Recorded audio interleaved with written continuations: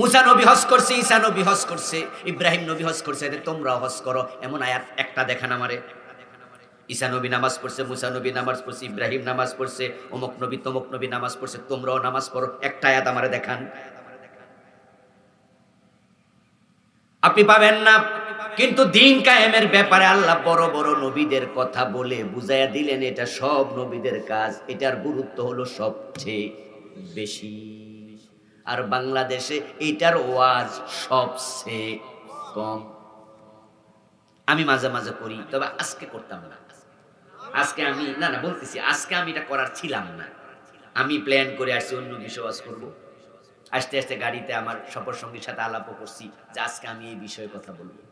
কিন্তু সভাপতি সাহেব আমার কানে কানে উঠছিয়া বইসি আর কয়, হুজুর একটু একামতের দিন নিয়ে কিছু কয়েন। তাই সিদ্ধান্ত নিলাম, ঠিক আছে, সভাপতি তো সভাপতি, মানে সবার উনি লিডার, উনার কথা তো রাখা লাগে। এই জন্য মূলত এখন আজকে আলোচনাটা এনেছি, না হয় আজকে হতো এটা হতো না। এমন হুজুর বাংলাদেশে পাবেন যে পুরা জীবনে দিন কায়েম নিয়ে একদিনও ওয়াজ করে নাই। এমন এমন খতিব পাবেন পুরা জিন্দিগিতে এই আয়াত নিয়ে একদিনও ওয়াজ করে নাই। এমন পীর শত শত পাবেন পুরা জীবনে এই আয়াত নিয়ে একদিনও ওয়াজ করে নাই। অথচ এটাই ছিল বড় বড় সব নবীর মূল ওয়াজ, মূল কাজ। এবং আজকের মাহফিলে আপনারা অনেকে আছেন এই বিষয় নিয়ে হয়তো জীবনে ভাবেনও নাই যে দিন কায়েম আবার কি জিনিস, কই এটা তো শুনিও নাই। সূরা সূরা আমি বানায়া কইছি না কোরআনে আছে? আচ্ছা, বানানোর ক্ষমতা কোনো মানুষের আছে নাকি? এই কোরআন শরীফ এটা কি ঢাকা থেকে ছাপাই আনছি আমি? তো আপনার ঘরের কোরআনে বাড়ি যে খুলে দেখেন 13 নম্বর আয়াত সূরাতুশ শূরা। তা আপনি শোনেন না, এজন্য আমি দোষী নাকি? আমি দায়ী নাকি? এজন্য আপনার আমল আপনাকে জবাব দিতে হবে। আপনার কবরে আমি যাব না, আমার কবরে আপনি যাবেন না, ঠিক কি না? নিজেকে শিখতে হবে। এই মূল কাজটা বাংলাদেশ আজকে হারায় গেছে। এটা 10% আলেমও করে না, 90% আলেম বাদ পড়ে গেছে। সেই জন্য দোস্ত শোনো, কিয়ামতের আগে মাদ্রাসাও থাকবে, মসজিদও থাকবে, আলেমও থাকবে, বুজুর্গও থাকবে, পীরও থাকবে। আরে ভাই, এই যে আটরশির পীর আছে, দেওয়ানবাগের পীর আছে, মেজবান্ডারের পীর আছে, ওখানে মুরিদও আছে, টুপিও আছে, দাড়িও আছে, কিন্তু ওদের কাছে আসল ইমানটাই নাই।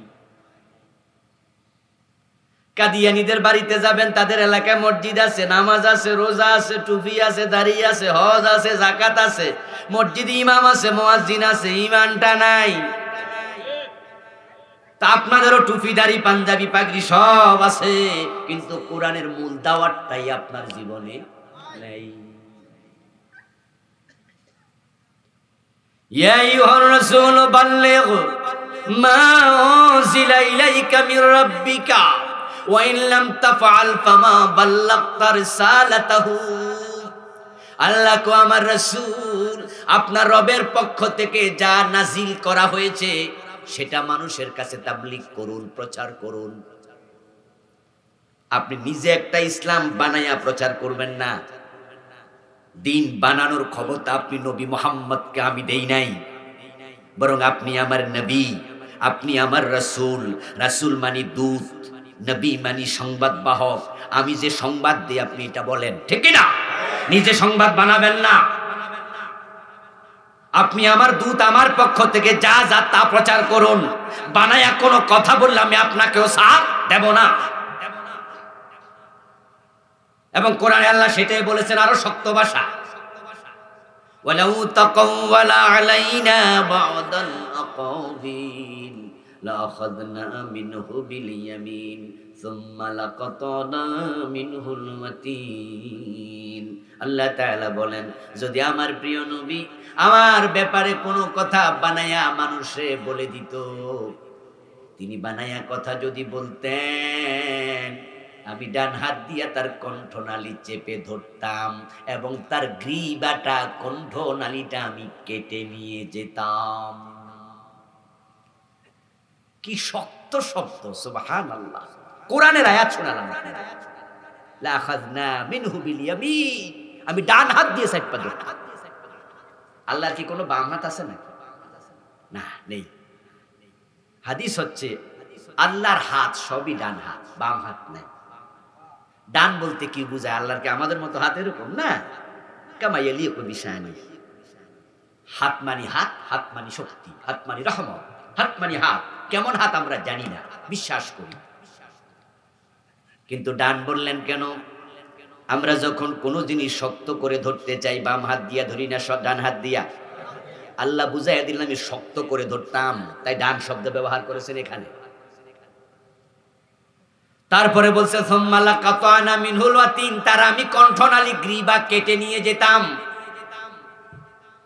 ও নবী, আপনি ইসলাম বানায়া প্রচার করবেন না। বাল্লিগ মা উনজিলা ইলাইকা মির রাব্বিকা, আপনার রবের পক্ষ থেকে যা নাযিল হয়েছে তা প্রচার করেন, তার তাবলীগ করেন।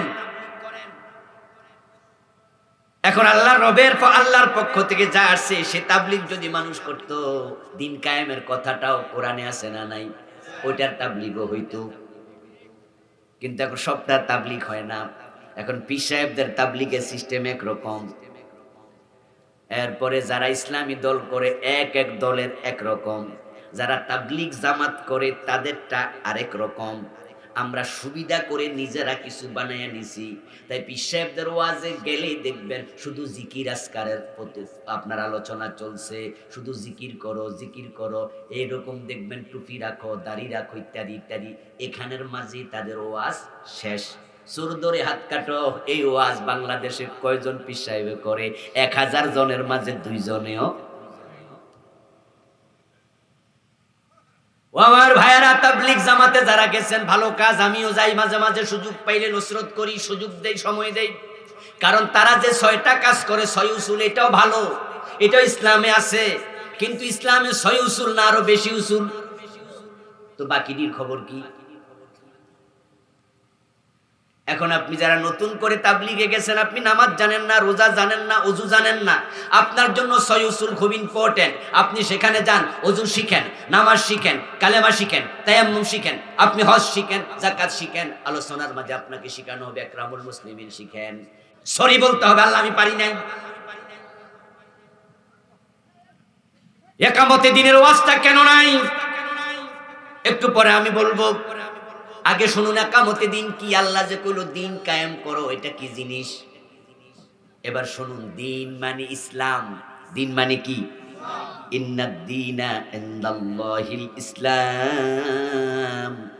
আল্লাহর কাছে দিন শুধু একটা, সেটার নাম হলো ইসলাম। এই কথাটা কি কেমন বুঝলেন? একটু জবাব দেন তো দেখি। যারা ভালো বুঝছেন তাদের জবাবটা হবে দারুণ, যারা কম বুঝেছেন তারাটাও আবার ক্লারিফাই হবে, সংশোধিত হবে। জবাব দিলে বুঝবো। ইসলাম সর্বশ্রেষ্ঠ ধর্ম না ইসলাম একমাত্র ধর্ম? তাহলে বুঝ ভালো হয়েছে। যদি আমরা মাঝে মাঝে কইলা ইসলাম হলো সর্বশ্রেষ্ঠ ধর্ম। সর্বশ্রেষ্ঠ মানে সবার মাঝে সেরা, এই তো কথা। অথচ দিন কি আরো আছে? আরো থাকলে না সেরা হইতো? ইয়েস, ইন্নাদ দীনা ইনদাল্লাহিল ইসলাম। আল্লাহর কাছে দিন একটাই, সেটার নাম হলো ইসলাম। এর মানে কি? তো নবী ঈসা জানিয়ে এসেছেন, মুসার দিন কই গেল, ঈসার দিন কই গেল? তার উত্তর হবে ইসলাম আসার পরে সব দিন স্থগিত হয়ে গেছে। এখন আজকের যুগে পৃথিবীতে ইহুদি আছে না নাই?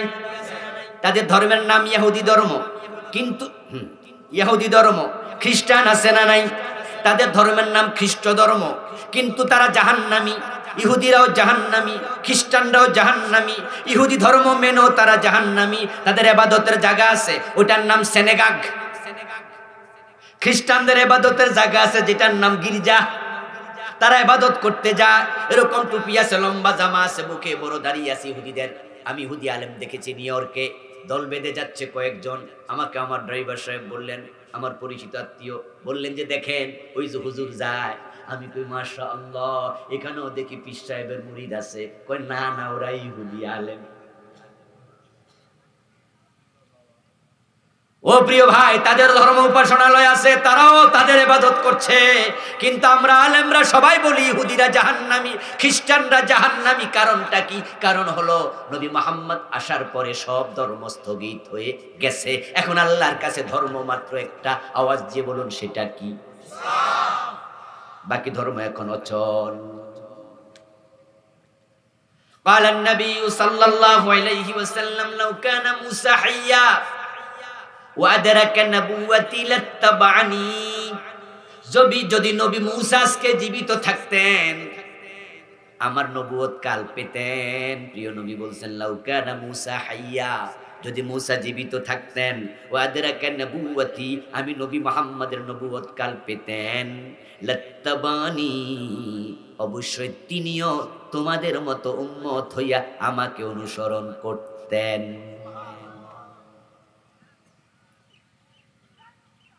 ও প্রিয় ভাইরা, ইসলাম একমাত্র ধর্ম, তাহলে আকিমুদ্দিন, দিন শব্দের জায়গায় ইসলাম লাগাইয়া দেন, তাহলে বাংলা অর্থ দাঁড়াবে আমি নবী মূসা, ঈসা, নূহ, সালেহ সব নবীকে আমি বলেছি জমিন কার? জোরে বলুন কার? তাহলে দিন চলবে কার? আমার দিন তোমরা কায়েম করো। ও নবী মূসা, তোমারে যে দিন দিছি তুমি এটা কায়েম করো। ও ঈসা, তোমারে যে দিন দিছি তুমি এটা কায়েম করো। ও ইব্রাহিম আলাইহিস সালাম, তোমারে যেটা দিছি কায়েম করো। ও নবী মুহাম্মদ সাল্লাল্লাহু আলাইহি সাল্লাম, তোমাকে যে দিন দিছি তুমি সেটা কায়েম করো। এখন শারআ লাকুম মিনাদ-দীন, উম্মতে মুহাম্মাদি, তোমাদেরকে যে দিন দিছি তোমরা সেটা সমাজে কায়েম করো। এখন আমাদের দিনের নাম ইসলাম, তাহলে আল্লাহ অর্ডার করছেন দেশের মাঝে ইসলাম কায়েম করতেই হবে। এবার আপনারা বলুন তো, ইসলাম কি অপূর্ণ ধর্ম না পরিপূর্ণ? কারো কোনো দ্বিমত আছে?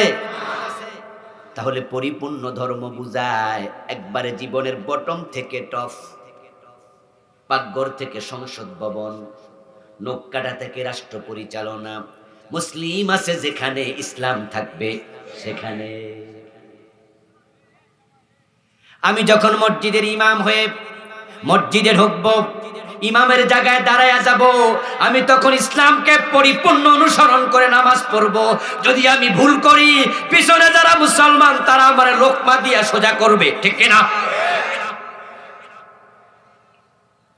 ঠিক সেই আমি যখন আদালতের চেয়ারে হাকিম হয়ে বসবো, তখন সেখানেও কোরআনের বিধান এবং রাসূলের হাদিসের আলোকে বিচার কায়েম করতেই হবে। ইসলাম কায়েম করো সেখানে তুমি আসো যেখানে। ওদখুলু ফিস-সিলমি কাফা, ইসলামে পরিপূর্ণ ঢোকো। শুধুমাত্র নামাজ, রোজা, হজ, যাকাতের ওয়াজ করে লাভ নাই। এগুলো ইসলামের এক একটা অংশ মাত্র। আপনি নামাজ পড়ে জান্নাতি হয়ে যাবেন, এই চিন্তা আপনার 100% ভুল, 100% ভুল। অথচ এই ভুল ওয়াজটাই দেশে চলতেছে। এটা চলার কারণেই তো মানুষ নামাজও পড়ে, সুদেও টাকা লাগাচ্ছে। নামাজ পড়ে ভাবে জান্নাত মিস করে কেমন, 5 ওয়াক্ত তো পড়ি, তাহাজ্জুদ পর্যন্ত পড়ি, তো সাদা সাসা, তো সুদে যে টাকা লাগাইছেন এটার জন্য আলাদা গুনাহ, মাফ চাইলেন। হাকিম সাহেব মসজিদে যখন ঢোকে, তখন তিনি আল্লাহর আইনে মসজিদে নামাজ পড়ে ডান পা দিয়া ঢোকে, বাম পা দিয়া বের হয়। ওই হাকিম ইমাম ভুল করলে লোকমা দিয়ে ইমামরে সোজা করে, কিন্তু উনার চেয়ারে বসে যখন সকাল 10টা থেকে দুপুর 1টা পর্যন্ত, জোহরের আগ পর্যন্ত বিচার করছে, এই 3 ঘন্টা বিচারে আল্লাহর আইনে একটা রায় দেয় নাই। ওই হাকিম সাহেব বুঝছে নামাজ মানে ইসলাম। অথচ কত নামাজের জন্য ওয়াইল্ড দুজক, তার কোনো হিসাবই নাই। ছোট একটা সূরার মাঝে আল্লাহ মেসেজ দিয়েছে, সবাই সে সূরা মুখস্থ পারেন, সূরা মাউন, ফাওয়াইলুল লিল মুসাল্লিন। অতঃপর কিছু মুসল্লির জন্য ওয়াইল্ড দুজক বলেছেন কে? বেনামাজিরে মুসল্লি কয় নাকি? তো মুসল্লি কারে কয়? যে নামাজি। তো ফাওয়াইলুল লিল মুসাল্লিন, মুসল্লির জমা মুসল্লি, এক দুইজন নামাজি না, হাজার হাজার লাখ লাখ নামাজির জন্য ওয়াইল। قال النبي صلى الله عليه وسلم الويل واد في جهنم يهبي فيه الكافر 40 خريفا قبل أن يبلغ كعره رواه الترمذي। আল্লাহর হাবিব বলছেন ওয়াইল হচ্ছে জাহান্নামের একটা উপত্যকার নাম, একটা গর্তের নাম। ওই গর্তটার মাঝে জাহান্নামীকে যখন ফেলে দেয়া হবে, তলায় যেতে 40 বছর লাগবে। আপনাদের কিশোরগঞ্জে আমি আশা করি 5-7 তলা বিল্ডিং আছে, 10 তলা হয়তো আছে কিনা জানি না, থাকতেও পারে। ঢাকাতে অ্যাভেলেবেল।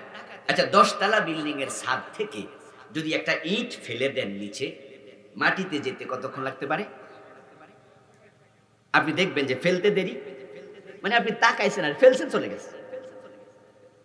আর ওই গর্তটা কত বড় হবে, তলায় যেতে 40 বছর লাগবে। ইসলামকে আপনি মন মতো মানবেন না। মন মতো মানার কারণে আজকে দেশে ইসলাম নাই। এখনো নামাজ আছে, রোজা আছে, হজ আছে, যাকাত আছে, কিন্তু ইসলাম সমাজের কোথাও পাওয়া যায় না। অর্থনীতি ইসলাম দিয়ে চলে না, সমাজনীতি ইসলাম দিয়ে চলে না, শিক্ষানীতি ইসলাম দিয়ে চলে না, পররাষ্ট্রনীতি ইসলাম দিয়ে চলে না, স্বরাষ্ট্রনীতি ইসলাম দিয়ে চলে না, রাজনীতি ইসলাম দিয়ে চলে না। আমার বন্ধু, ইসলাম নাই সচিবালয়ে, নাই গণভবনে, নাই বঙ্গভবনে, নাই সংসদ ভবনে, নাই আদালতে, কোথাও নাই, কোথাও নাই। এর একটা মাত্র কারণ, তারা দিন কায়েমের কাজ করে না। আলেমরা অনেকে ওয়াজটাও করে না, তাই দিন সমাজে পাওয়া যায় না। আল্লাহ আপনাকে দায়িত্ব দিয়েছে, দিন কায়েম করো। কারণ সমাজে যদি দিন কায়েম হয়ে যায়, নামাজের জন্য আলাদা ওয়াজ করা লাগবে না। দিন কায়েম হবে তখন আল্লাহর কোরআন সংসদে ঢুকে সংবিধান হবে যখন।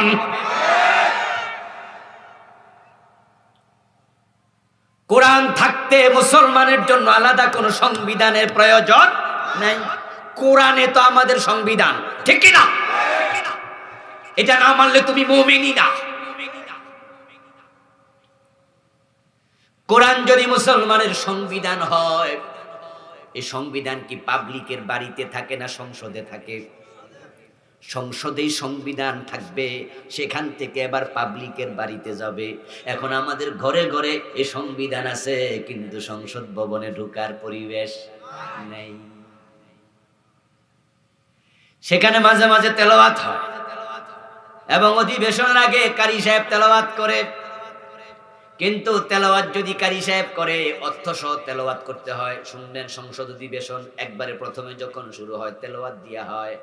কারি সাহেব যদি এমন আয়াত তেলাওয়াত করে যেখানে লেখা আছে আস-সারিকু ওয়াস-সারিকাতু ফাকতাউ আইদিয়াহুমা জাযাআম বিমা কাসাবা নাকালাম মিনাল্লাহ, এই আয়াতগুলা পড়ে যদি অনুবাদ করে, চোর নারী হোক পুরুষ হোক, ধরে ধরে হাত কাটো, আল্লাহর পক্ষ থেকে এটাই শাস্তি, এটাই হলো শরীয়তের বিধান। এই কারি সাহেবের চাকরি আর থাকবে না। বলবে, মিয়া তুমি কি কোরআনে আর আয়াত পাইছো না? এইটা পড়লা কেন? তুমি তো পড়বা আর রহমান আল্লাহুল কোরআন, ঠিক না? রহমান আল্লাহ কোরআন শিখাইছে। এখন যে বেটা আল্লাহর আইনের বিরুদ্ধে কয়, হেও কিন্তু বাবা মরলে কোরআন খতম করে। হ্যাঁ কোরআন, এই জন্য দেখবেন রমজান মাসে বিভিন্ন চ্যানেলে কোরআনের প্রতিযোগিতা হয়। ওই প্রতিযোগিতা যেদিন ফাইনাল পর্ব, আমি নিজে আলহামদুলিল্লাহ অনেকগুলোতে মেহমান হিসাবে থাকার সুযোগ হয়। ফাইনাল পর্বে আমি দেখেছি ঢাকা ইউনিভার্সিটির ভিসি আসছে, একজন মন্ত্রী আসছে, গোলাম রাব্বানি একটা দলের ছাত্র সংগঠনের সিনিয়র লিডার সেক্রেটারি জেনারেল ছিল, সে আসছে। এবার আমিও সেখানে গেস্ট বিচারক, অতিথি বিচারক ছিলাম আলহামদুলিল্লাহ। প্রোগ্রামটা হলো সোনারগাঁ হোটেলের বলরুমে, ভিআইপি জায়গা। সেখানে দেখলাম আমাদের বিসি মহোদয় হাতে মাইক নিয়ে কয়, আল্লাহর কোরআন ছাড়া দেশ চলতে পারে না, আমরা চলতে পারি না, কোরআন লাগবেই। আমি তো মনে মনে কয় কি রে, অথচ তার ইউনিভার্সিটিতে বোরকা পরলে ছাত্রত্ব বাতিল করে। শিক্ষকরা জাপটাইয়া ধরে, এই মেয়ে বোরকা পরে ঢুকতে পারবা না, পরীক্ষার সুযোগ দেয় না, এবং তার বিশ্ববিদ্যালয়ে ইসলামের কথা বললে লাঠি লইয়া দৌড়ানি মারে। মন্ত্রী মহোদয় এসে বলতেছে, কোরআন মাশাআল্লাহ, হাফেজ সাহেবেরা ওগুলো তো সব জান্নাতি পাখি, এমন প্রশংসা কোরআনের হাফেজদের। গোলাম রাব্বানি ভাই তো এমন এক বক্তৃতা দিল, শুনে আমার কাছে মনে হলো এই মাত্র জান্নাত থেকে আইছে বুঝি। কোরআনের পক্ষে তো মানুষ এই দেশে, তাহলে কোরআন সমাজে নাই কেন, বিচারে নাই কেন, গণভবন বঙ্গভবন আদালতে নাই কেন, অর্থনীতি স্বরাষ্ট্রনীতিতে নাই কেন? বাবা বললে কোরআন পড়ানো হয়, নিজে কোরআন পড়তে রাজি, কোরআনের আইন মানতে তারা রাজি হয় না।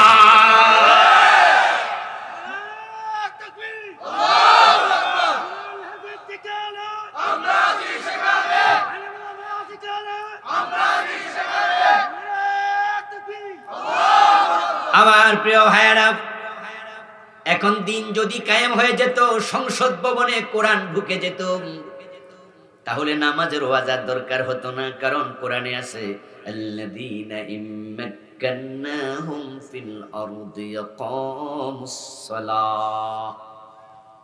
সূরাতুল হাজ আল্লাহ বলেন, যারা জমিনে নেতৃত্ব নেবে, যারা জমিনের কর্তৃত্ব পাবে, শাসন ক্ষমতা পাবে, আমি আল্লাহর অর্ডার, ও নেতারা, তোমাদের 1 নাম্বার কাজ, তোমরা আইন করে নামাজ কায়েম করবা।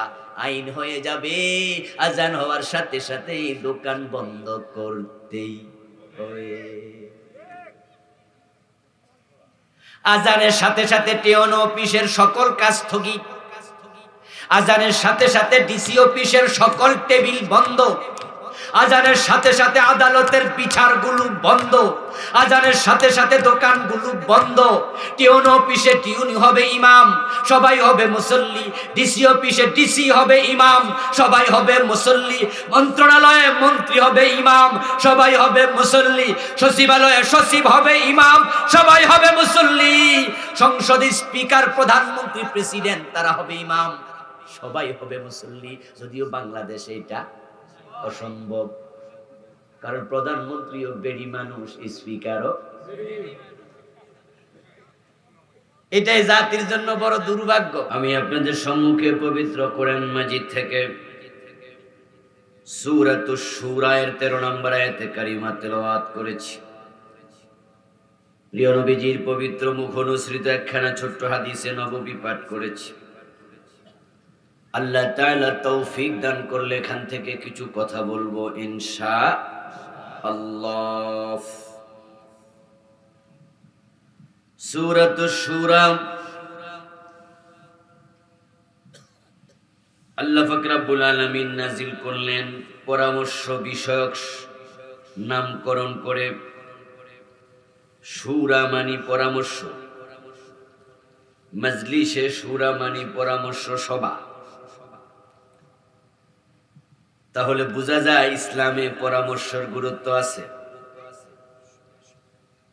পরামর্শ করাকে আল্লাহ নিজে পছন্দ করেন। যে ব্যক্তি পরামর্শ করে কাজ করে, প্রমাণ হয় তার মাঝে আত্মম্বরিতা থাকে না, অহংকার কম থাকে।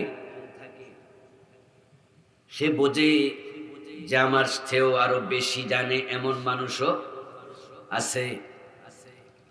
আর যে ব্যক্তি কারো পরামর্শ ধার ধারে না, ড্যামকেয়ার, নিজে যা মনে চায় তাই করে, নিজের মন মতো সিদ্ধান্ত দেয়, বুঝতে হবে তার মাঝে অহংকার আছে। সে নিজেকে মনে করে সবচেয়ে বেশি জ্ঞানী, বেশি বোঝে। আর যার ভিতর অহংকার আছে, আল্লাহ তাকে খুবই ঘৃণা করেন, অপছন্দ করেন। ইন্নাল্লাহা লা ইউহিব্বু কুল্লা মুখতালিন ফখুর।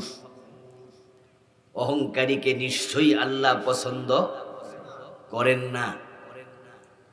এজন্য আল্লাহ পাক রব্বুল আলামিন কোরআন মাজিদে আয়াতে কারিমা নাজিল করে আমাদেরকে বলেন, ওয়া আমরুহুম শুরা বাইনাহুম, মুসলমানদের কাজ হবে পরামর্শের ভিত্তিতে। কিসের ভিত্তিতে? ওয়া আমরুহুম শুরা বাইনাহুম, মুসলমানদের কাজ হবে পরামর্শের আলোকে। নবী মুহাম্মদ সাল্লাল্লাহু আলাইহি ওয়াসাল্লামের মতো মহামানবকে আল্লাহ তাআলা নির্দেশ দিয়েছেন, ওয়াশাবিরহুম ফিল আমর ফাইদা আযামতা ফাতাওয়াক্কাল আলাল্লাহ। ও নবী, আপনি যখন কোনো সিদ্ধান্ত নেবেন তখন আপনিও সাহাবায়ে কেরামের সাথে পরামর্শ করুন।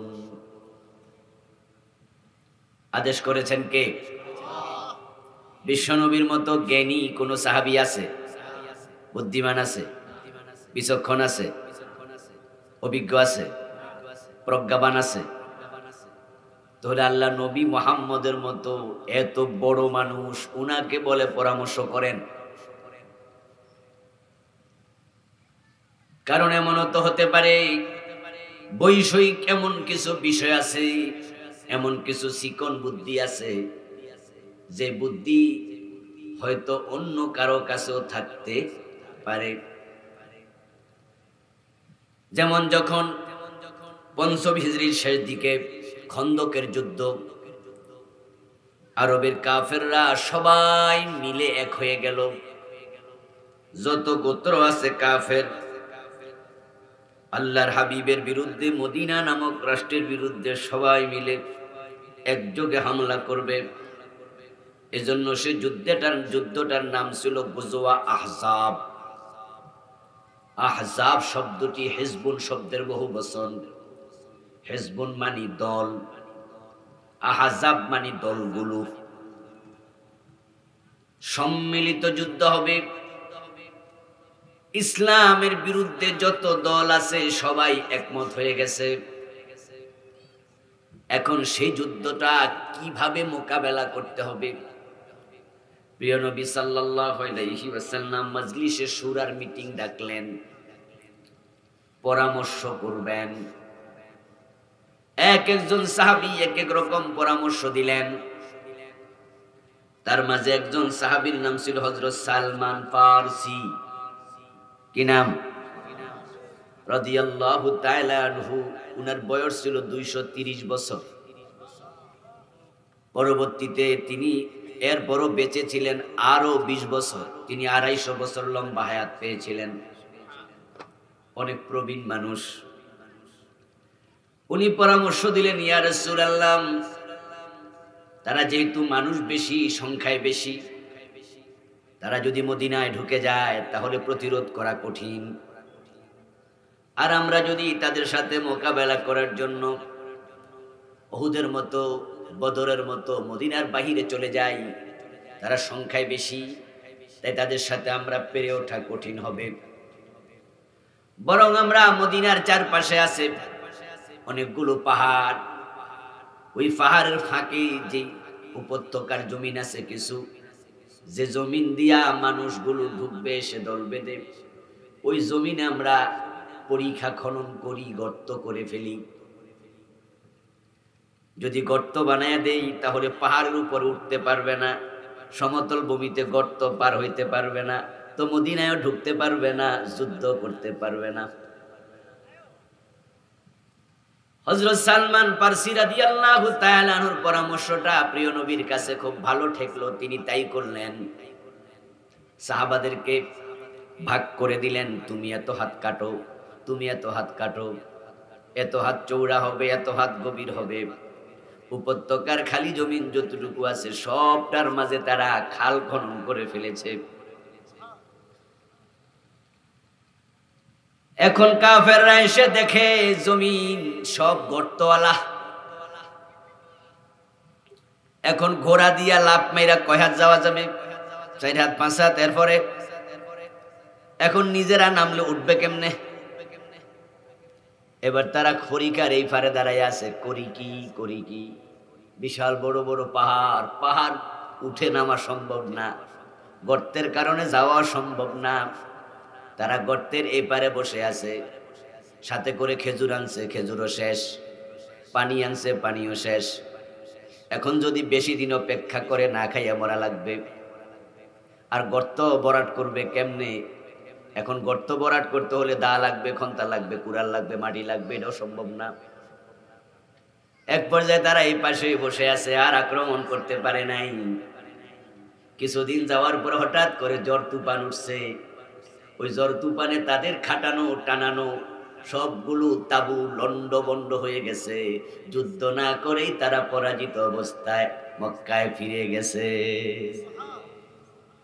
একজন সাহাবীর পরামর্শের কারণে বিশাল ক্ষয়ক্ষতি থেকে মুসলমানরা বেঁচে গেল।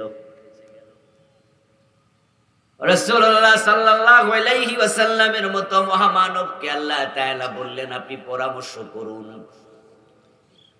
এবং পরামর্শের পরে ফাইজা আযামতা ফাতাওয়াক্কাল আলাল্লাহ, আপনি আল্লাহর উপর ভরসা করুন। পরামর্শের পরে যে সিদ্ধান্ত হবে, ওই সিদ্ধান্ত নিয়ে ভরসা করতে হবে কার উপর?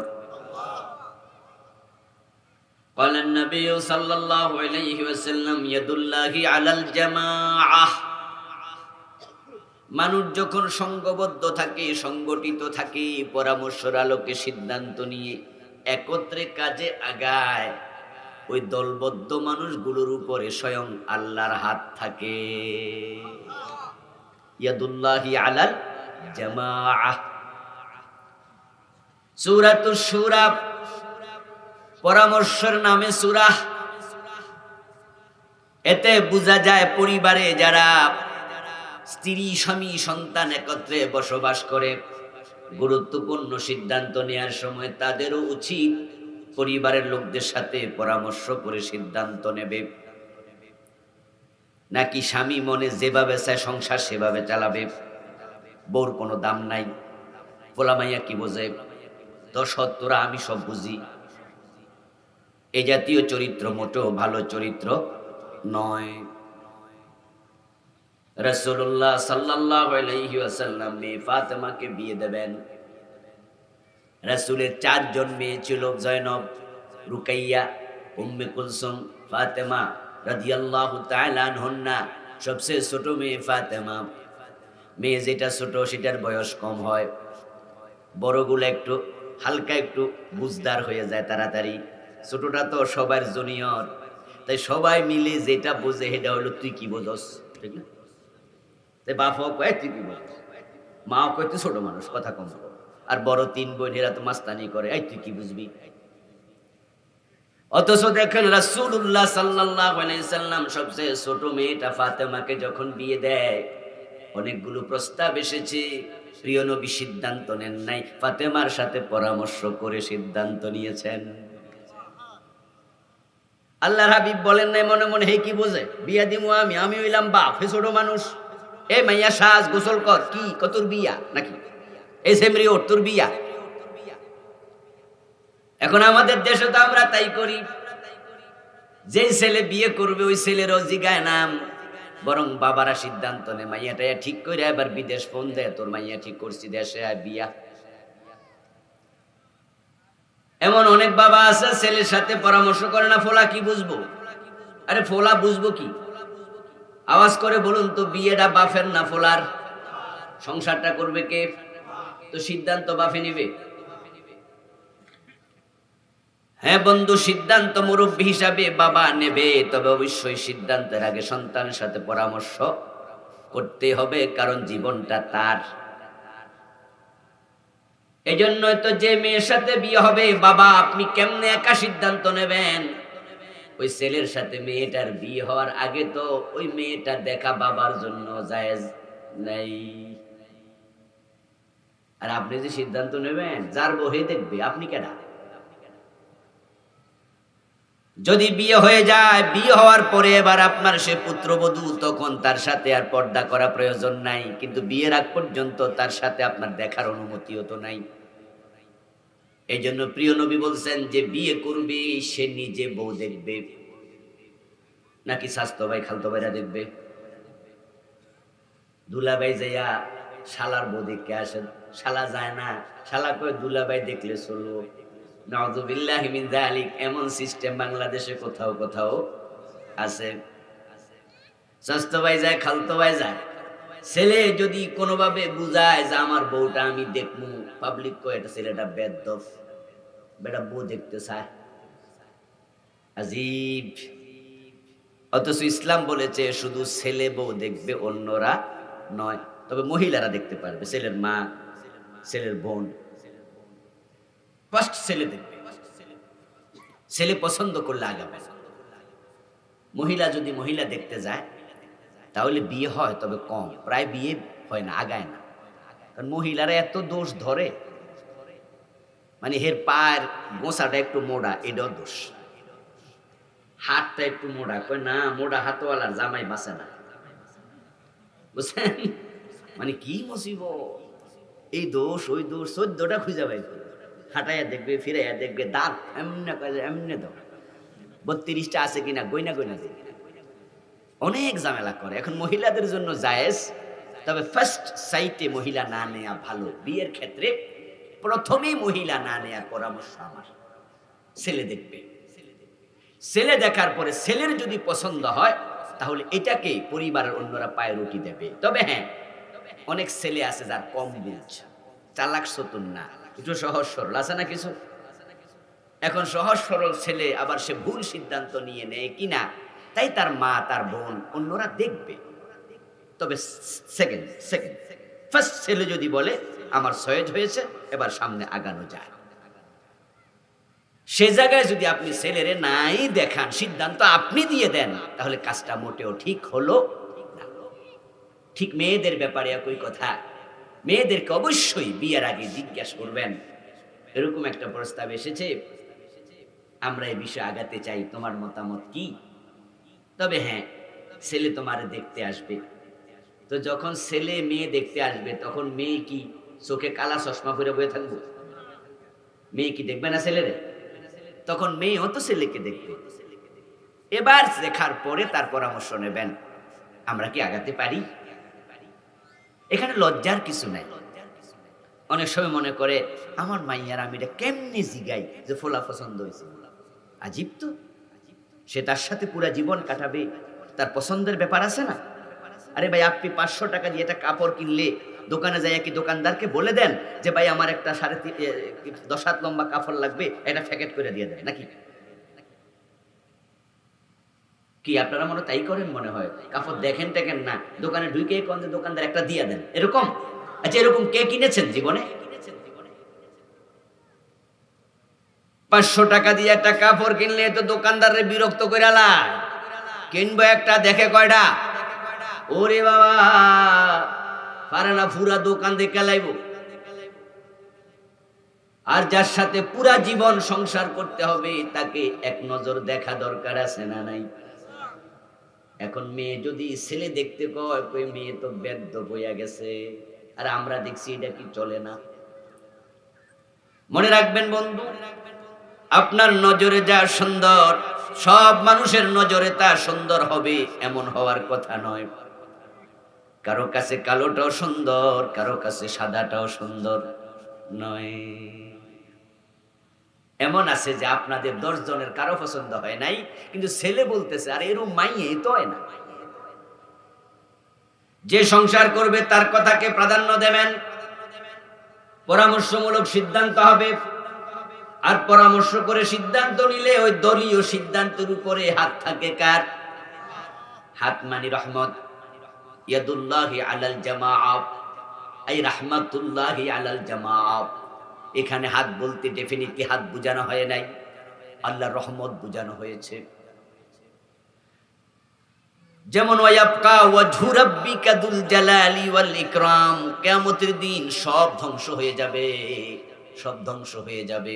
কুল্লু মান আলাইহা ফান, যা আছে সব ভেঙে যাবে। ওয়ায়াবকা ওয়াজহু রাব্বিকা, ওয়াজহুন শব্দের অর্থ কি? মা কি রে, কার কাছে ওয়াজ করতেছি, কেউ যেন আরবি জানেই না। আলেম ওলামা আছে না এখানে? আপনারা বলুন ওয়াজহুন মানে কি? এই যে কত হুজুর আছে, কথা বলবেন। ওয়ায়াবকা ওয়াজহু রাব্বিক, সব ধ্বংস হয়ে যাবে তোমার প্রভুর চেহারা ছাড়া। এই চেহারা বলতে কি শুধু চেহারা বুঝাইছে না জাত? আল্লাহর চেহারা থাকবে, আল্লাহর অন্য অন্য অংশ ধ্বংস হয়ে যাবে। নাউজুবিল্লাহ। আইনামা তুয়াল্লু ফাসাম্মা ওয়াজহুল্লাহ। তোমরা নামাজে যখন দাঁড়াও, পশ্চিম পূর্ব উত্তর দক্ষিণ চিনো না এমন জায়গায় গেছো, কোনটা পশ্চিম কেউ চিনে না, এলাকার লোকজন খুঁজে পাওয়া যায় না। আপনি এখন নামাজ পড়বেন, 10 জন 20 জন আপনার একসাথে সফরে গেছেন, কোনটা যে পশ্চিম কেউ বুঝতে পারতেছেন না। এখন আপনার মন, আপনাদের অধিকাংশের মন যেদিকে, ওই দিকে ফিরে নামাজ পড়ুন। নামাজ পড়ার পরে আবার চলে গেছে সময়, আসরের নামাজ পড়ছেন, পড়ার 20 মিনিট পরে সূর্য ডুবে গেছে, সূর্য ডুবার পরে মাগরিবে খাড়াইছেন। এখন ওখানে নতুন কিছু লোক আসছে যাদের বাড়ি এই এলাকায়, ওরা আপনাদেরকে বলতেছে, কি খবর ভাইয়েরা, কোত্থেকে আসছেন? বললেন আমরা তো আসছি কিশোরগঞ্জ থেকে, একবারে সিলেট হাওর দেখার জন্য। তাহলে এখন কি করবেন? নামাজ পড়বো।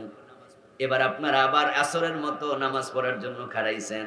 এলাকার লোকেরা কয়, আরে এটা তো দক্ষিণ দিক, তাই নাকি? পশ্চিম কোনটা? এবার তারা দেখায় দিল এটা পশ্চিম। এবার প্রশ্ন উঠবে, আসরের খবর কি? আরে মাগরিব না হয় পশ্চিম দিকে ফিরে পড়লাম, এলাকার মানুষ দেখাই দিছে, তো আসর না ফিরে লাইছি, ওটার কি হবে? নতুন করে পড়া লাগবে কিনা? তখন উত্তর হলো না, ওয়াক্ত যদি থাকতো তাহলে নতুন করে পড়তে হতো। ওয়াক্ত যেহেতু চলে গেছে, যা পড়েছেন হয়ে গেছে। আইনামা তুয়াল্লু ফাসাম্মা ওয়াজহুল্লাহ। দলিল হলো কোরআনের আয়াত, তোমরা যেদিকে ফিরো সেদিকে আল্লাহর চেহারা আছে। এই চেহারা বলতে শুধু মুখ বোঝানো হয় নাই, মানে স্বয়ং আল্লাহই আছে।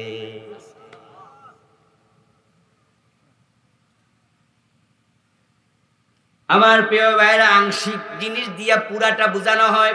ইয়াদুল্লাহি আলাল জামাআত, দলের উপর আল্লাহর হাত আছে। এখানে হাত বলতে হাত বুঝায় নাই, ওয়াজহুন বলতে চেহারা বুঝায় নাই, হাত মানে রহমত। তাহলে যখন আপনি পরামর্শ করে সিদ্ধান্ত নেবেন, ওই সিদ্ধান্তের সাথে রহমত দেবেন কে? আর আল্লাহর রহমতের মাঝে ব্যক্তির কল্যাণ আছে না নাই? রহমতের বিপরীত হলো গজব। রহমতের বিপরীত কি? কথা বলেন, সবাই বলেন কি? তো পরামর্শ না করলে রহমত নাই, তাহলে কি থাকতে পারে? তাই একা একা সিদ্ধান্ত নেওয়া ঠিক হবে না, এটা আল্লাহ পছন্দ করে। জায়গা কিনবেন, জমি কিনবেন, বড় কোনো সিদ্ধান্ত নেবেন, আপনার স্ত্রীকে জিজ্ঞাসা করবেন, পরামর্শ নেবেন। আপনার স্ত্রী তখন ভাববে লোকটা আমারে মূল্যায়ন করে, সে বুঝবে আমাকে সে মূল্যায়ন করে। আর একা একা সিদ্ধান্ত নিলে যদি রহমত শূন্য হয়, বিপদ হয়, মুসিবত হয়, লস হয়ে যায়, তখন বাড়িতে আইসা কিন্তু কইতেও পারবেন না যে কাম করছি এখন তো লস হয়ে গেছে। বউ কইব, নিজে নিজে করছে, আমারে শুনাইয়া লাভ কি, আরো হোক। ঠিক না? ঠিক না? তখন কইলেও কাম হইতো না। এখন জীবনে সূরাতুশ শুরা থেকে শিক্ষা নিয়ে পরামর্শের অভ্যাস তৈরি করতে হবে। রাজি আছেন? যারা মেম্বার হবেন তারা পরামর্শ করবেন। আপনার অধীনস্থ এলাকার যারা একটু নেতা টাইপের লোক আছে, গুরুত্বপূর্ণ বিষয়ে 3, 4, 5টা রাস্তা দরকার, তার মাঝে একটার বাজেট আসছে। এখন কোন রাস্তাটা আগে করা উচিত, কোন কাজটা আগে করা উচিত, ওই মেম্বার সাহেবের যারা হিতাকাঙ্ক্ষী তাদের সাথে একটু গোপন পরামর্শ হয়ে যাক। ওই কাজের মাঝে রহমত দেবেন কে? চেয়ারম্যান সাহেব যখন কোনো কাজ করবে, সিদ্ধান্ত নেবে, মেম্বারদের সাথে, এলাকার ভিআইপিদের সাথে পরামর্শ করে সিদ্ধান্ত নেবে, রহমত দেবে কে? এমপি সাহেব যখন কোনো কাজ করবেন, গুরুত্বপূর্ণ কাজ, তখন তিনি তার থানার যে চেয়ারম্যানরা আছে, ভিআইপিরা আছে, তাদের সাথে পরামর্শ করবেন, রহমত দেবেন কে? প্রধানমন্ত্রী যখন কাজ করবেন, মন্ত্রী পরিষদের সাথে পরামর্শ করবেন, ভিআইপিদের সাথে পরামর্শ করবেন, তাহলে রহমত দেবেন কে? আর যদি মনে করেন আমি প্রধানমন্ত্রী, আমি প্রেসিডেন্ট, আমি এমপি, আমি একা একা করব সব, রহমত থাকবে না। বরং যে একা একা সিদ্ধান্ত নেয়, বাংলায় তারে স্বৈরাচার বলে। কি বলে? স্বৈরাচার। এটা মোটেও ভালো জিনিস নয়। আল্লাহ তাআলা আমাদের সকলকে পরামর্শ করে গুরুত্বপূর্ণ সিদ্ধান্ত নেওয়ার তৌফিক দান করুন। অন্তরে যে অহংকার গুলো আছে আল্লাহ অহংকার। সূরাতুশ শূরার 13 নম্বর আয়াত পড়লাম। ওই 13 নম্বর আয়াতে আল্লাহ তাআলা কি বলছেন শুনুন। শারা'a লাকুম মিনাদ-দীন, উম্মতে মুহাম্মাদী, আমি তোমাদের জন্য এমন একটি জীবন ব্যবস্থা প্রণয়ন করেছি। তিনি আল্লাহ এমন জীবন ব্যবস্থা প্রণয়ন করেছেন তোমাদের জন্য, মা ওয়াসা বিহি নূহা, যে বিষয়ে তিনি নূহ আলাইহিস সালামকে নির্দেশনা দিয়েছেন। ওয়াল্লাযী আওহাইনা ইলাইকা, ও নবী মুহাম্মদ, আমি এই বিষয়ে আপনার কাছে ওহী নাজিল করেছি। ওয়া ওয়াসাইনা বিহি ইব্রাহিম, একই বিষয়ে আমি ইব্রাহিমকে নির্দেশ দিয়েছি। ওয়া মূসা ওয়া ঈসা, মূসাকে আদেশ করেছি, ঈসাকে আদেশ করেছি। তাহলে হে নবী মুহাম্মদ, আপনাকে করলাম, নূহ নবীকে করলাম, মূসাকে করলাম, ইব্রাহিমকে করলাম, ঈসাকে করলাম, উম্মতে মুহাম্মাদী সে নির্দেশ আমি তোমাদেরকেও দিলাম। তাহলে বুঝতে হবে এই নির্দেশটা খুবই দামি, খুবই গুরুত্বপূর্ণ। যে নির্দেশনা আল্লাহ বড় বড় নবীদেরকে দিয়েছেন, এবং সে নির্দেশনা দিয়েছেন আমাদের নবী, বিশ্ব নবী মুহাম্মাদুর রাসূলুল্লাহ সাল্লাল্লাহু আলাইহি ওয়াসাল্লাম কেও। এখানে 5 জন বড় বড় নবীর কথা বলে আল্লাহ বুঝাইয়া দিলেন। নূহ থেকে শুরু করে নবী মুহাম্মদ পর্যন্ত কোন নবী নির্দেশের বাহিরে ছিল না। কোরআনে তো আর সব নবীর নাম আল্লাহ বলেন নাই, নবী ছিল হাজার হাজার, কোরআনে এসেছে মাত্র 25 জনের নাম। কয়জন? তো বাকিদের নাম নাই, তাই বলি কি তারা নবী না? নবী না। এই আয়াতের মাঝে 5 জন এসেছে। আল্লাহ বুঝাইয়া দিলেন নূহ থেকে শুরু করে মুহাম্মদ সাল্লাল্লাহু আলাইহি ওয়াসাল্লাম পর্যন্ত কোন নবী আর বাদ নাই। সব নবী এই কামটাই করছে, যে কাম করার জন্য আমি আল্লাহ ও নবী মুহাম্মদের উম্মত তোমাদেরকে আদেশ দিচ্ছি। নবীদের কাজ যেটা উম্মতের কাজ হবে সেটা। নবী হলো উম্মতের জন্য আদর্শ, মডেল, উসওয়া, কুদওয়া, ইমাম, মুক্তাদা। উম্মত হলো মুক্তাদি, মামুম, অনুসরণকারী। ইমাম হবেন নবী, মামুম হবেন উম্মত। ইমাম যা করে উম্মত তা করবে। রাসূলুল্লাহ সামিআল্লাহু লিমান হামিদা বলে দাঁড়ায় গেছেন। আবু বকর কি রুকুতে থাকবে না দাঁড়াবে? হযরত ওমর, ওসমান, আলী, আপনি, আমি, এটাই হলো অনুসরণের নিয়ম। নবী যা করবে উম্মত তাই করবে। আর নবী থাকতে উম্মতের জন্য ইমামতি করার সুযোগ নেই।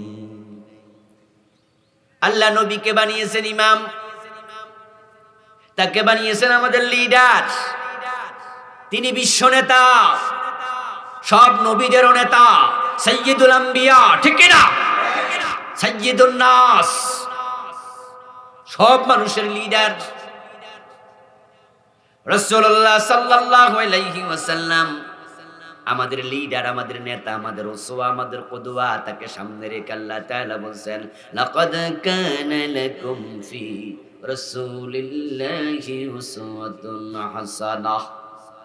ও দুনিয়ার মানুষ, আমি তোমাদের জন্য রাসূলুল্লাহর জীবনেই রেখেছি সর্বোত্তম আদর্শ। এখন তোমাদের কাজ হবে উনি যা বলে তোমরা তা বলবা, উনি যা করে তোমরা তা করবা।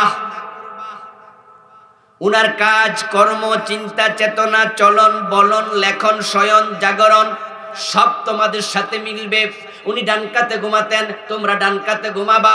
উনি ডান পা দিয়া মসজিদে ঢুকতেন, তোমরা ডান পা দিয়া মসজিদে ঢুকবা। উনি বাম পা দিয়া মসজিদ থেকে বের হতেন, তোমরা বাম পা দিয়া মসজিদ থেকে বের হবা। উনি বিসমিল্লাহ বলে খেতেন, তোমরা বিসমিল্লাহ বলে খাইবা। রাসূল খেতেন ডান হাতে, আমরা খাবো বাম হাতে, ঠিক না? কোন হাতে? রাসূল টয়লেটে ঢুকতেন বাম পা দিয়ে, আমরা ঢুকবো কোন পা দিয়ে? দেখেন, লক্ষ্য করো, উনি যেমন আমরাও হব হুবহু আল্লাহর হাবিব আমাদের জন্য মডেল। সব মানুষ উনার আচরণে উনার আদর্শে জীবন সাজাবে, তাহলে লোকটা উম্মত হতে পারবে। আপনাদের এলাকায় ব্রিক ফিল আছে? কথা কই না, না হইলে না, হ্যাঁ হইলে হ্যাঁ, সেতেও না, লড়েও না, কবরস্থান ওয়াজ করে তো মজাই নেই। জীবিত আছেন তো নাকি? নাকি আজরাইল সব নিয়ে গেছে? এলাকায় ব্রিক ফিল আসেনি? দেখছেন ইট কেমনে বানায়? আবার কয় না, এবার দেখছেন ব্রিক ফিলে কর্মচারী একজন থাকে না, বেশি থাকে। 20 জন, 50 জন, 100 জন, 200 জন থাকে। ইট বানাচ্ছে একসাথে 30 জনে। ইট 30 রকম হয় না একরকম? তো মানুষ না বেশি একরকম হয় কেন? সম্মানিত ভাইয়েরা, একটু আগাবেন, ওনারা অনুরোধ করছে। কিছু ভাই দাঁড়ায় আছে, বসতে পারছে না। আপনারা কি আগাবেন একটু? এই যে ফাঁকা ফাঁকা রাখছেন, কিছু লোকজন এই যে আসতেছে এখনো, একটু যদি মেহরবানি করে আগায় ফেলতেন তাহলে ওনাদের বসতে সুবিধা হতো। আমরা জিকিরের সাথে সাথে 30 সেকেন্ড লা ইলাহা ইল্লাল্লাহ, লা ইলাহা ইল্লাল্লাহ, লা ইলাহা ইল্লাল্লাহ, লা ইলাহা ইল্লাল্লাহ, লা ইলাহা ইল্লাল্লাহ। এই আছেন? চিনি ছাড়া দিতে হবে। চিনি আছে নি কোনো? এখন তো চিনি ছাড়া দেওয়া যায় কিনা? মাশাআল্লাহ, জিকির করুন লা ইলাহা ইল্লাল্লাহ,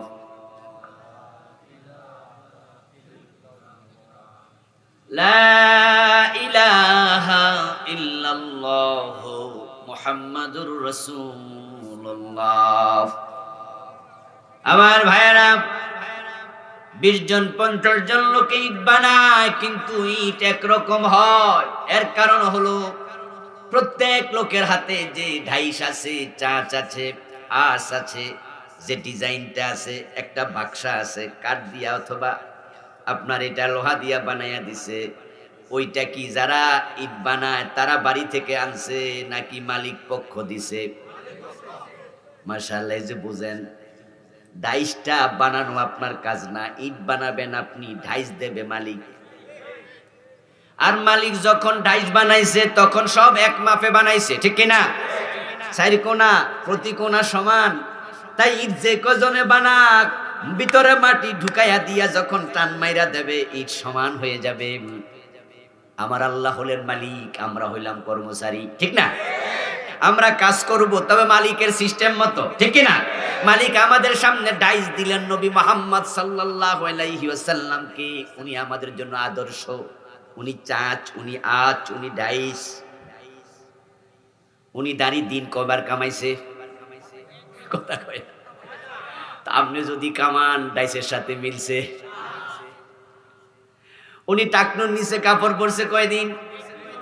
আমনের খবর কি? উনার বউ বেপরদায় বাজারে গেছে, আমনের খবর কি? উনি সুদে টাকা লাগাইছে, কোথাও ঘুষ খাইছে, আপনার খবর কি? রাসূলুল্লাহ হলেন আপনার জন্য ঢাইস, আমার জন্য ঢাইস, তামাম পৃথিবীর 800 কোটি মানুষের জন্য তিনি ওই আঁচ, উনি ওইটা। এখন প্রত্যেক মানুষ তার পুরা জীবনকে রাসূলের চাচে সাজাতেই হবে। আমার সাথে পড়ুন যারা পারেন, কুলিন কুনতুম তুহিব্বুনাল্লাহ ফাত্তাবিউনি ইউহিব্বুকুমুল্লাহ। সুবহানাল্লাহ পড়েন।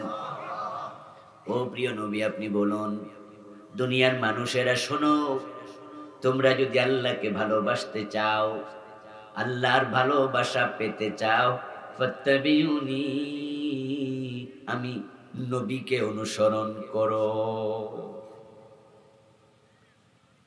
প্রিয় নবী যা বলেছেন আপনি তা বলবেন, তিনি যা করেছেন আপনি তা করবেন। যদি মিলাতে না পারেন, জীবন বুঝতে হবে আপনি ভুলে আছেন। আপনাকে ভালো হতে হবে, তাওবা করতে হবে, ঠিক না? সংশোধিত হতে হবে। তাহলে মরলে রাসূল আপনাকে চিনবে, উনি আমার উম্মত, সে আমার মতো চলেছে, চিনায়া দেবে কে? আল্লাহ ব্যবস্থা করে দেবে। আচ্ছা আমার ভাইয়েরা, আপনারা যারা আমার সামনে আছেন, বলুন তো রাসূলকে আমরা কি দেখেছি নিজের চোখে? স্বপ্নে কেউ দেখতে পারেন, কিন্তু স্বপ্নে যাকে দেখেছেন তিনি যে রাসূল এটা নিশ্চিত হওয়া সহজ নয়। এটা সহজ নয়। রাসূলের সূরত শয়তান ধরতে পারে না, কিন্তু পারে না। রাসূল বলেছেন শয়তান আমার সূরত ধরতে পারে না। কিন্তু ঝামেলা হলো, আপনাকে যদি শয়তান এসে আবু জেহেলকে সামনে খাড়াইয়া দিয়া কয় এটাই রাসূল, আপনি তো আবু জেহেলকে চিনেন না, আপনি তো মনে করে ফেলতে পারেন রাসূল রে দেখছি। আবু লাহাবের নাম শুনেছেন? ও বেটার নাম কিন্তু আবু লাহাব না, বেটা খুব সুন্দর ছিল। আগুনের মাথা যেমন লাল, তার শরীরটা এরকম ছিল লাল। এ সুন্দর চেহারার কারণে পাবলিক তারে বলতো আবু লাহাব। আবু জেহেলের মুখও কিন্তু এরকম বড় দাড়ি ছিল। আবু জেহেলকে যখন মাআজ মুআব্বাজ রাদিয়াল্লাহু তাআলা আনহুমা ওই বদরের যুদ্ধের দিন ফালাইয়া দিয়া জবে করতেছে, তখন তার দাড়িটা এইভাবে সাইপ্পা ধইরা তারপরে গলাটা কাটছে। তো সাইপ্পা ধরার জন্য দাড়ি ছোট হইলে কি সাইপ্পা ধরতে পারতো না? তাহলে বোঝা গেল লম্বা দাড়ি মুখে ছিল। এখন আবু লাহাব আবু জেহেল তাদের মুখও দাড়ি ছিল। আবু লাহাব তো সুন্দর ছিল। এখন স্বপ্নে যদি আপনি আবু লাহাবকে দেখেন আর শয়তান আপনারে কয় এটাই হলো মুহাম্মাদুর রাসূলুল্লাহ সাল্লাল্লাহু আলাইহি ওয়াসাল্লাম, আপনি ভুল দেখলেন। আসলে নবীকে দেখা এটা সহজ ব্যাপার নয়, যারা দেখে চিনাটাও সহজ ব্যাপার নয়। কিন্তু কবরে নবীকে তো দেখা যাবে। চিনতে হলে আল্লাহর সাথে সম্পর্ক বাড়াতে হবে, রাসূলের সুন্নাহ মেনে জীবন সাজাতে হবে। তখন চিনানোর ব্যবস্থা করবে কে? আমরা রাসূলকে দেখিনি। একবার আমি জুমার নামাজ পড়ে বের হলাম, আমার এক মুসল্লি জুমার পরে আমাকে বলছে, হুজুর আমি রাসূলকে 3 বার স্বপ্ন দেখেছি। যে লোকটা বলতেছে আমি তাকে দেখি তার মুখে একটা দাড়িও নেই, মানে সে মনে শুক্রবার সকালেও শেভ করছে। অনেকে আছে হজে যাওয়ার সময় শেভ করে যায়। কি যারা দাড়ি কামায় হজে যায়, যারা দাড়ি কামায় হজে যায় না তারা? এই যে আমাদের কত মন্ত্রী তো হজ করে, এরা কি দাড়ি রেখে গেছে নাকি? যেদিন দাড়ি কামাইছে সেদিন শেপ টেপ করছে, বগলের তল কামাইছে, হুজুররা কইছে পশম টসম সব ফালাই দিয়ে দেয়। তো ফালানোর সময় ইয়ানো ফালাইছে, ওই দিনও ফালাইছে। আচ্ছা আমার বন্ধু, ওই লোকটার দিকে তাকায় দেখি মুখে একটা দাড়িও নাই। আমার সন্দেহ হলো এই লোকটা নিজে সুন্নাহর পায়রবি করে না, পাবন্দি করে না। রাসূলকে সে 3 বার স্বপ্ন দেখলো, কয় কি? এবার তাই আমি তারে প্রশ্ন করলাম, মাশাআল্লাহ ভালো কাম, রাসূলকে স্বপ্নে দেখা তো সৌভাগ্যের ব্যাপার। রাসূলের দাড়িগুলো একবারে সাদা, দারুণ দেখতে, ঠিক না? কইছি হুজুর। এবার আমি কইলাম আপনি রাসূলরে দেখেনি নাই? কই হুজুর কি কোন? আমি বললাম দেখুন রাসূল সাল্লাল্লাহু আলাইহি ওয়াসাল্লামের দাড়ি পেকেছে মাত্র 18 থেকে 19টা, আর আপনি দেখছেন সব দাড়ি সাদা, তো কেমনে হইলো? কথা হইলে কারে দেখছি? আমি কই শয়তানরাও দেখতে পারে না। এই জন্য আল্লাহর হাবিবকে চেনা সহজ নয়। কিন্তু কবরে 3 নাম্বার প্রশ্ন ফেরেশতার হবে, মান হাদার রাজুল আল্লাযী বুইসা ফীকুম, উনাকে চেনো নাকি? উনি কে? তোমাদের কাছে এসেছিল রাসূল হিসাবে। মান নাবিয়ুকা, তোমার নবী কে? এখন যেই লোকটাকে জীবনে একদিনও দেখেন নাই, রাসূলের কোনো ছবিও তো নাই, আছে নাকি? যেমন আমি বিভিন্ন নতুন জায়গায় যখন মাহফিলে যাই, তখন লোকজন আমারে দেখাই, যারা কাছে আসে তাদের প্রথম কথা হলো, হুজুর আপনি শুকাইয়া গেছেন। আমি কই মানে আপনি দেখছেন জীবন আমারে? কই না হুজুর দেখি নাই, ভিডিও দেখছি, এত মোটা। আমি কই আমি শুকাই নাই, ভিডিওতে আমি মোটা, আসলে আমি মোটা না। ছবি থাকার কারণে, ভিডিও থাকার কারণে মানুষ আমাকে চিনেছে, দেখেছে। হয়তো একটু মোটা, না হয় আমি এখন চিকন, দেখতে কষ্ট হয় নাই, চিনতে কষ্ট হয় নাই। কিন্তু রাসূলকে আমরা ভিডিওতে দেখেছি, কোন ছবি দেখেছি, তো চিনবোটা কেমনে? কেমনে চিনবো? উত্তর তো দিতে হবে। 3 নাম্বার প্রশ্নের জবাব তো দিতে হবে, উনি আমার নবী, চিনবেন না কেমনে? সেই চিনবে তাকে আল্লাহ যাকে চিনাবে, আর আল্লাহ তাকে চিনাবে যে নিজের জীবনটা রাসূলের চাচে সাজাইছে। এটা কোরআনে আছে, ইউসাব্বিতুল্লাহুল্লাযীনা আমানু বিল কওলিস সাবিতি ফিল হায়াতিদ দুনিয়া ওয়া ফিল আখিরাহ। আল্লাহ কোরআন মাজিদে বলেন, তোমাদের যাদেরকে আল্লাহ দুনিয়ায় ঈমানের উপরে অটল রেখেছে, অবিচল রেখেছে, আল্লাহ আখিরাতে মানে কবরে ফিল কবর। এই আয়াতের ব্যাখ্যা মুফাসসিররা করেছেন কবর, কবরের জগতে ফেরেশতা যখন প্রশ্ন করবে, প্রশ্নের ব্যবস্থা আল্লাহ নিজে করে দেবে। প্রশ্ন বাংলা হবে না আরবিতে? উত্তরের ব্যবস্থা করবে কে? আল্লাহ না করলে আরবি জানবেন কেমনে, বুঝবেন কেমনে? অনেকে তো আরবি বলতেও জানেন না, বোঝেনও না। এখন আল্লাহর উপর ভরসা করে জীবনটা সাজান, নবীর সুন্নাহর আলোকে আল্লাহ নিজে ব্যবস্থা করে দেবেন। নবীর কাজ উম্মতের কাজ, নবীর চিন্তা উম্মতের চিন্তা, নবীর চরিত্র উম্মতের চরিত্র। এখন আল্লাহ বড় বড় সব নবীকে 5 জনের নাম বলে বললেন, আমি যে দায়িত্ব দিয়েছি, ও উম্মতে মুহাম্মাদি শারা আলাকুম মিনাদ্দিন, তোমাদের জন্য সে দায়িত্বটা আমি প্রণয়ন করেছি। ওই দায়িত্বটা কি শোনা দরকার আসেনি? না হয় মিলাবেন কেমনে, করবেন কেমনে? ওই দায়িত্বটা আল্লাহ সূরাতুশ শূরার 13 নম্বর আয়াতে বলছেন, আন আকিমুদ্দিন। দায়িত্বটা হলো আমি সব নবীকে বলেছি, তোমরা আমি আল্লাহর জমিনে আমার দিন কায়েম করো। আনাকিমুদ্দিনা, তোমরা দিন কায়েম করো। কোরআনে আছে আকিমুস সালাতা, অর্থ কি? সালাত কায়েম করো, নামাজ কায়েম করো। আজকে নামাজ পড়েন নাই এখানে, আমি মনে করি এখানে লোক নাই। জোহর পড়েছেন, ফজর পড়েছেন, গত 1 সপ্তাহ মোটেও নামাজ পড়েন নাই এমন একজন এখানে পাবো না। আচ্ছা, গত 1 মাস মোটেও পড়েন নাই, আমি মনে করি একজনও নাই। তাহলে আলহামদুলিল্লাহ আমরা জুমার নামাজটা কমপক্ষে পড়ি, ঠিক না? বেনামাজি হইলো কাটটা, বেনামাজি হইলো জুমার নামাজটা কমপক্ষে পড়ি। আর যেই লোকটা জুমাও পড়ে না, আমি মনে করি না সে মাহফিল আইছে। এমন লোক মাহফিলে এই যে ধারে কাশোয়, ঠিক কিনা? ঠিক কিনা? তাহলে আজকে যে কয়জন শ্রোতা এখানে আছেন, কয়েক হাজার তো হবে আলহামদুলিল্লাহ। বলুন তো, নামাজ পড়েন না এমন একজনও কি আছে? তাহলে আমরা সবাই নামাজ কায়েম করলাম, বুঝলাম, কিন্তু আল্লাহ যে কইছে দিন কায়েম করো, ওই কাম কয়জনে করছেন? দিন কায়েম কি অনেক তো বোঝেনি না।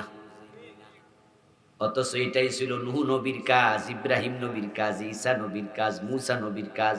আল্লাহ কয়, নবী মুহাম্মদ আওহাইনা ইলাইকা, আমি ওহীর মাধ্যমে আপনাকে এটাই দায়িত্ব দিয়েছি, উম্মতে মুহাম্মদ এটাই তোমাদের কাজ। যেটা মূল কাজ আমরা সেটারই খবর নেই না। দিন কায়েম করো, ওয়ালা তাতাফাররাকু ফি, এবং দিন কায়েমের ব্যাপারে কোনো মতভেদ করিও না, নিজেরা বিচ্ছিন্ন হইও না। দিন কায়েমের ব্যাপারে বিচ্ছিন্ন হওয়া জায়েজ নাই, মতবিরোধ জায়েজ নাই, ইখতিলাফ করিও না। বিষয়টা কত ইম্পর্টেন্ট। তোমরা দিন কায়েমের ব্যাপারে এক হয়ে যাও, একজনও দূরে থাকিও না। সুবহানাল্লাহ, সুবহানাল্লাহ। কত মাসালা ইখতিলাফ হয়, ইমাম আবু হানিফা একরকম কয়, ইমাম শাফি আরেক রকম কয়, এমন মাসালা আসেনি? 1-2টা না, শত শত। কিন্তু দিন কায়েমের ব্যাপারে আলাদা কথা বলার অনুমতি নাই। ও ভাইরা আমার, ইমাম আবু হানিফা রাহিমাহুল্লাহ বলেন, ওযুর শুরুতে বিসমিল্লাহ না বললে কোনো অসুবিধা নাই।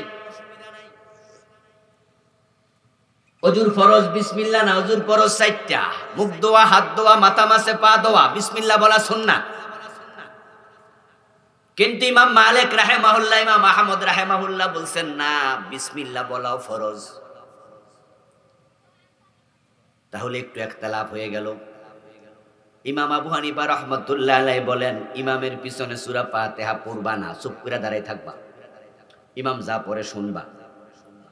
যদি তুমি সূরা ফাতিহা পড়ো তোমার নামাজ বাতিল হবে। ইমাম শাফি রাহমাতুল্লাহ আলাইহি বলেন, না, সূরা ফাতিহা পড়তেই হবে, চুপ করে থাকতে পারবা না। সূরা ফাতিহা না পড়লে নামাজ বাতিল হয়ে যাবে, পুরা 180 ডিগ্রি উল্টা। ইমাম আবু হানিফা রাহিমাহুল্লাহ বলেন সূরা ফাতিহা পড়া হারাম, ইমামের পিছনে হারাম।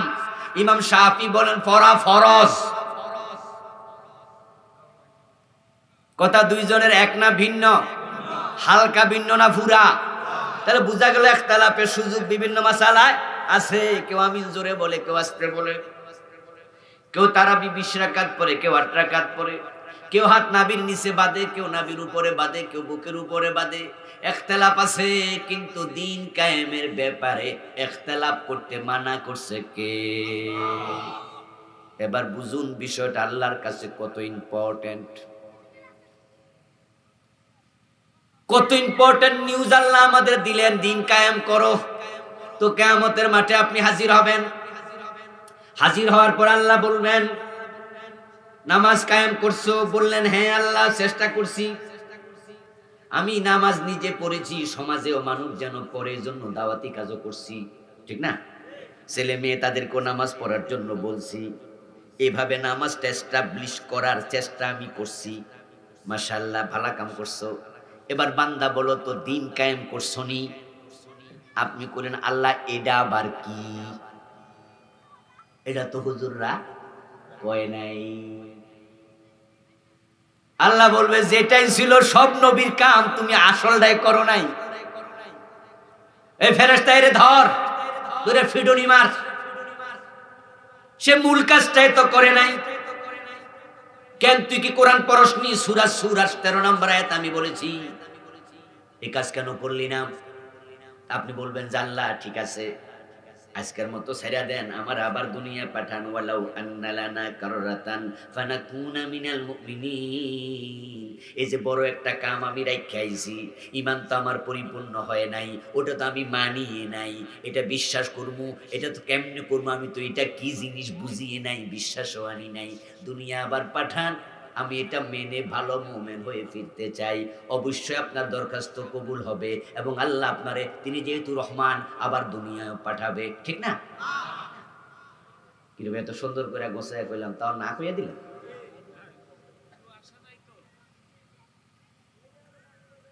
ও প্রিয় ভাই, আপনাকে আবার দুনিয়া পাঠানোর কোনো সম্ভাবনা নেই।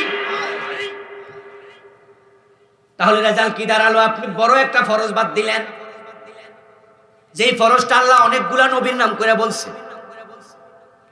মুসা নবী হজ করছে, ঈসা নবী হজ করছে, ইব্রাহিম নবী হজ করছে, তোমরাও হজ করো। এমন আয়াত একটা দেখান আমারে।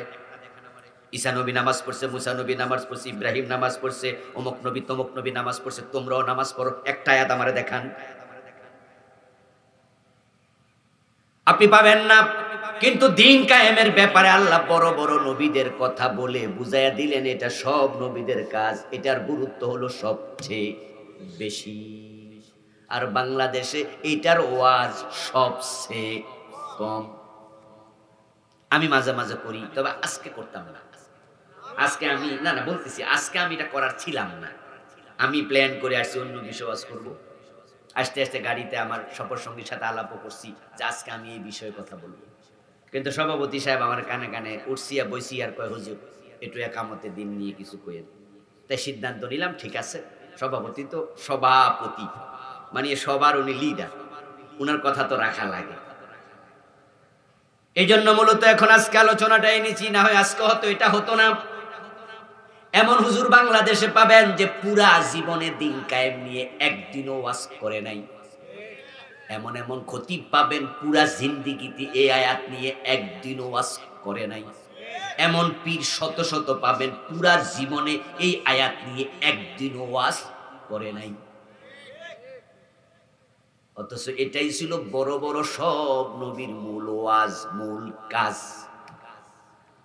এবং আজকের মাহফিলে আপনারা অনেকে আছেন এই বিষয় নিয়ে হয়তো জীবনে ভাবেনও নাই যে দিন কায়েম আবার কি জিনিস।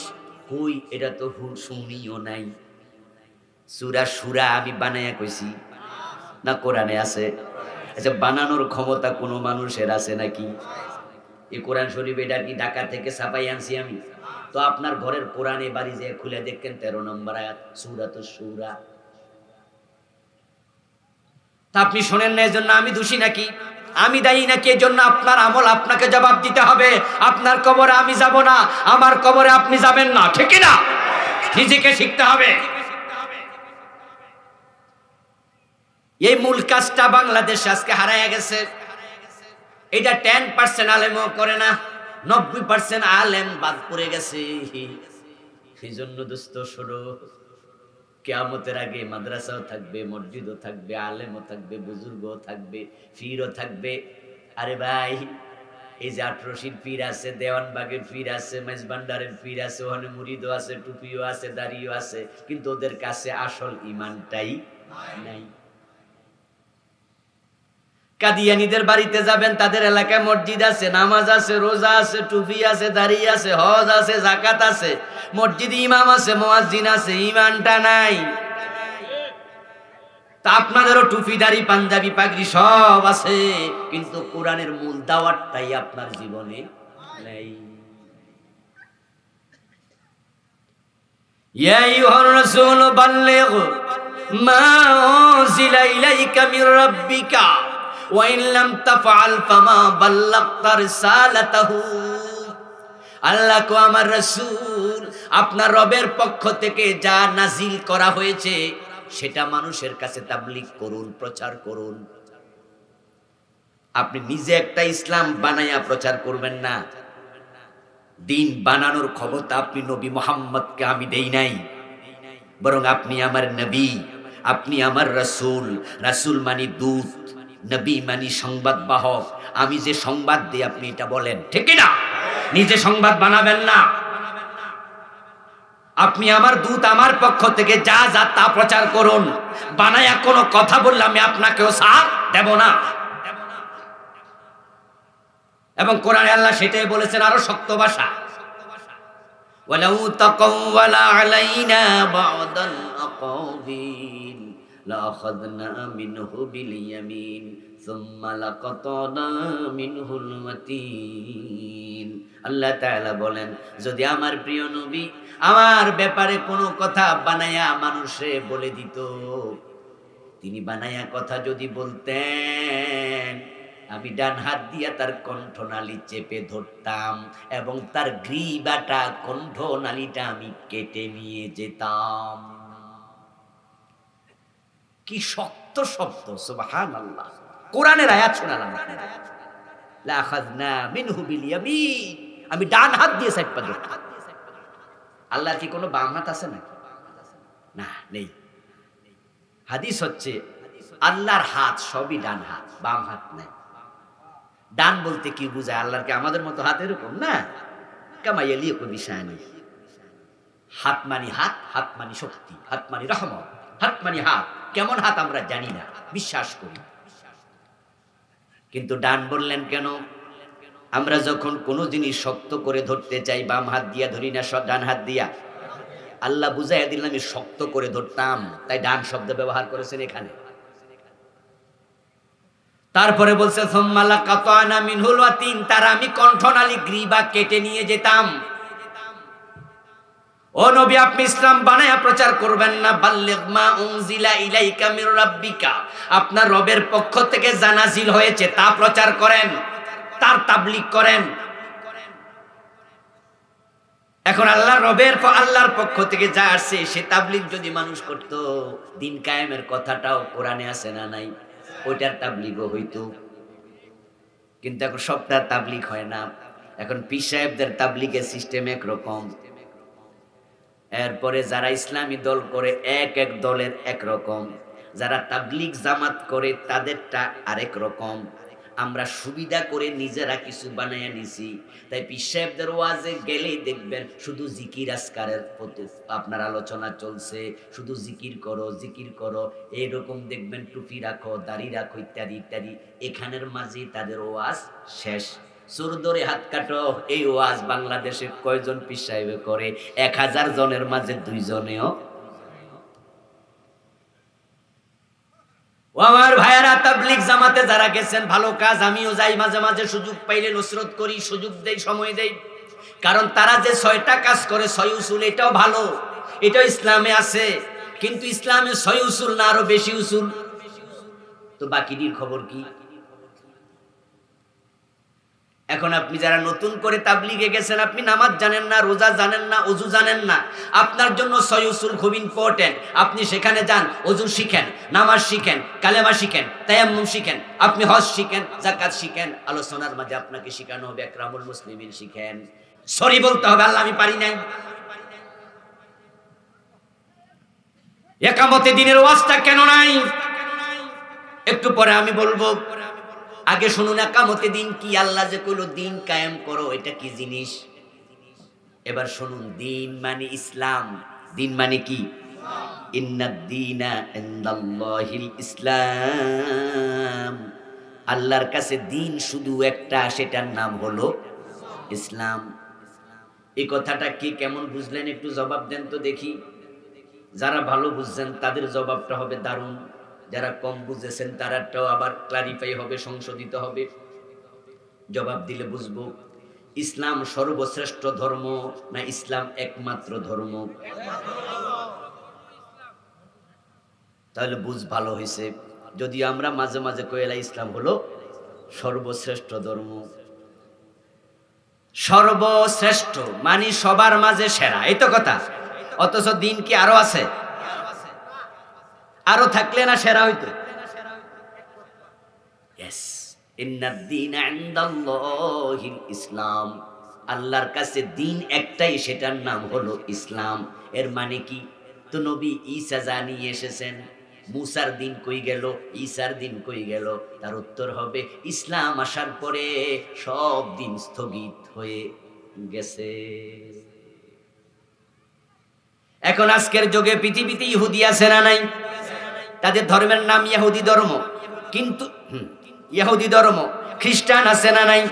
তাদের ধর্মের নাম খ্রিস্ট ধর্ম, কিন্তু তারা জাহান্নামী। ইহুদিরাও জাহান্নামী, খ্রিস্টানরাও জাহান্নামী। ইহুদি ধর্ম মেনেও তারা জাহান্নামী। তাদের ইবাদতের জায়গা আছে, ওটার নাম সিনাগগ। খ্রিস্টানদের ইবাদতের জায়গা আছে যেটার নাম গির্জা। তারা ইবাদত করতে যায়, এরকম টুপি আছে, লম্বা জামা আছে, বুকে বড় দাড়ি আছে ইহুদিদের। আমি ইহুদি আলেম দেখেছি নিউ ইয়র্কে, দল বেঁধে যাচ্ছে কয়েকজন। আমাকে আমার ড্রাইভার সাহেব বললেন, আমার পরিচিত আত্মীয় বললেন যে দেখেন ওই যে হুজুর যায়। আমি কই মাশাআল্লাহ, এখানেও দেখি পীর সাহেবের মুরিদ আছে। কই না না, ওরা ইহুদি আলেম। ও প্রিয় ভাই, তাদের ধর্ম উপাসনালয় আছে, তারাও তাদের ইবাদত করছে। কিন্তু আমরা আলেমরা সবাই বলি ইহুদিরা জাহান্নামী, খ্রিস্টানরা জাহান্নামী। কারণটা কি? কারণ হলো নবী মুহাম্মদ আসার পরে সব ধর্ম স্থগিত হয়ে গেছে। এখন আল্লাহর কাছে ধর্ম মাত্র একটা, আওয়াজ দিয়ে বলুন সেটা কি? বাকি ধর্ম এখন অচল।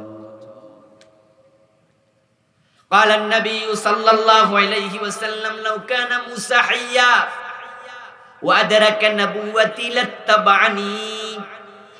যদি নবী মুসা আজকে জীবিত থাকতেন, আমার নবুয়ত কাল পেতেন। প্রিয় নবী বলছেন লাউ কানা মুসা হাইয়া, যদি মুসা জীবিত থাকতেন, ওয়াদারাকা নবুওয়াতি, আমি নবী মুহাম্মদের নবুয়ত কাল পেতেন, লাত্তাবানি, অবশ্যই তিনিও তোমাদের মতো উম্মত হইয়া আমাকে অনুসরণ করতেন। ও প্রিয় ভাইরা, ইসলাম একমাত্র ধর্ম, তাহলে আকিমুদ্দিন, দিন শব্দের জায়গায় ইসলাম লাগাইয়া দেন, তাহলে বাংলা অর্থ দাঁড়াবে আমি নবী মুসা, ঈসা, নূহ, সালেহ সব নবীকে আমি বলেছি জমিন কার? জোরে বলুন কার? তাহলে দিন চলবে কার? আমার দিন তোমরা কায়েম করো। ও নবী মুসা, তোমারে যে দিন দিছি তুমি এটা কায়েম করো। ও ঈসা, তোমারে যে দিন দিছি তুমি এটা কায়েম করো। ও ইব্রাহিম আলাইহিস সালাম, তোমারে যেটা দিছি কায়েম করো। ও নবী মুহাম্মদ সাল্লাল্লাহু আলাইহি সাল্লাম, তোমাকে যে দিন দিছি তুমি সেটা কায়েম করো। এখন শারা আলাকুম মিনাদ-দীন, উম্মতে মুহাম্মাদি, তোমাদেরকে যে দিন দিছি তোমরা সেটা সমাজে কায়েম করো। এখন আমাদের দিনের নাম ইসলাম, তাহলে আল্লাহ অর্ডার করছেন দেশের মাঝে ইসলাম কায়েম করতেই হবে। এবার আপনারা বলুন তো, ইসলাম কি অপূর্ণ ধর্ম না পরিপূর্ণ? কারো কোনো দ্বিমত আছে?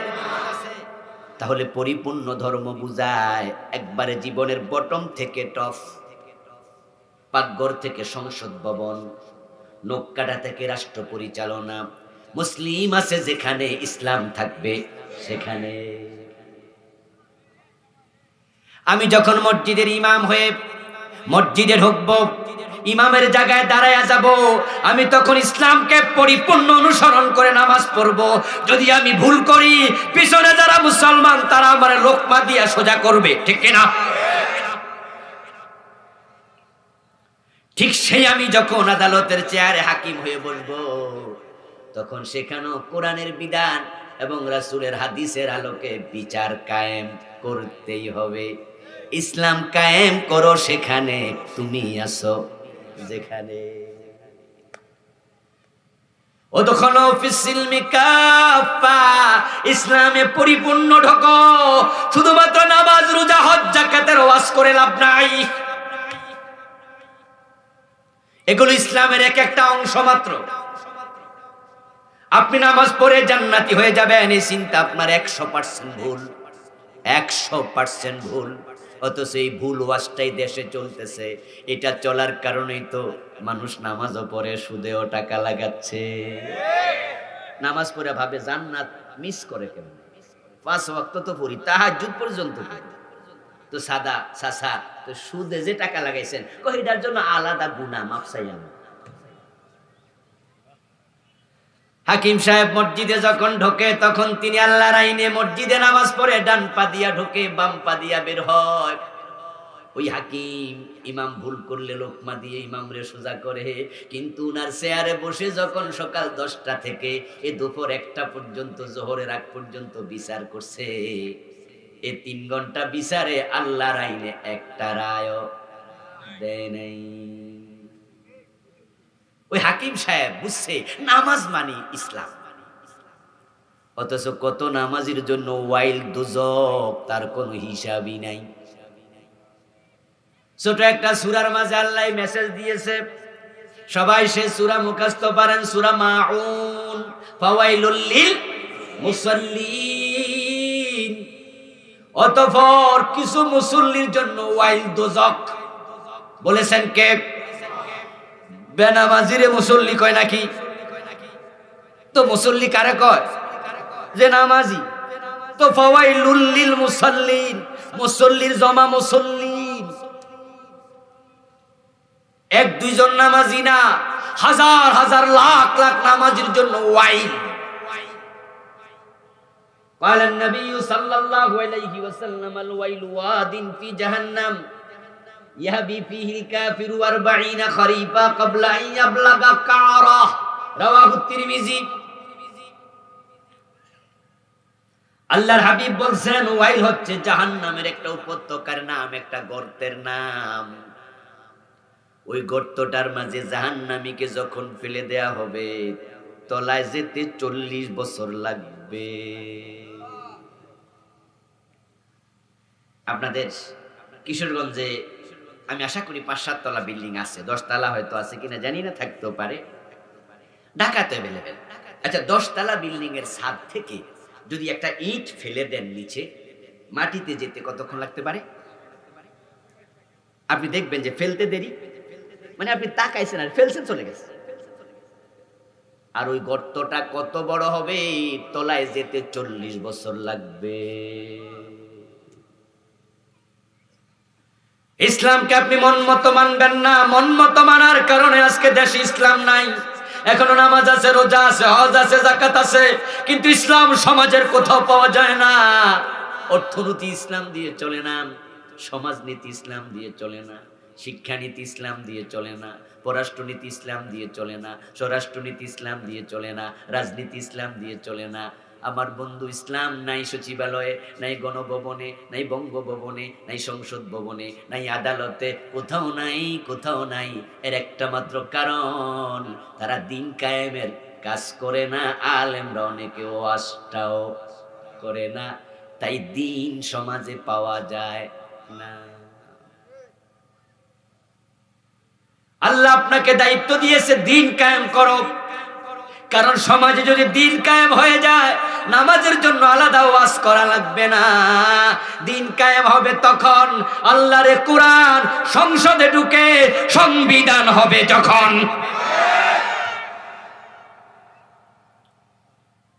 কোরআন থাকতে মুসলমানের জন্য আলাদা কোনো সংবিধানের প্রয়োজন নাই।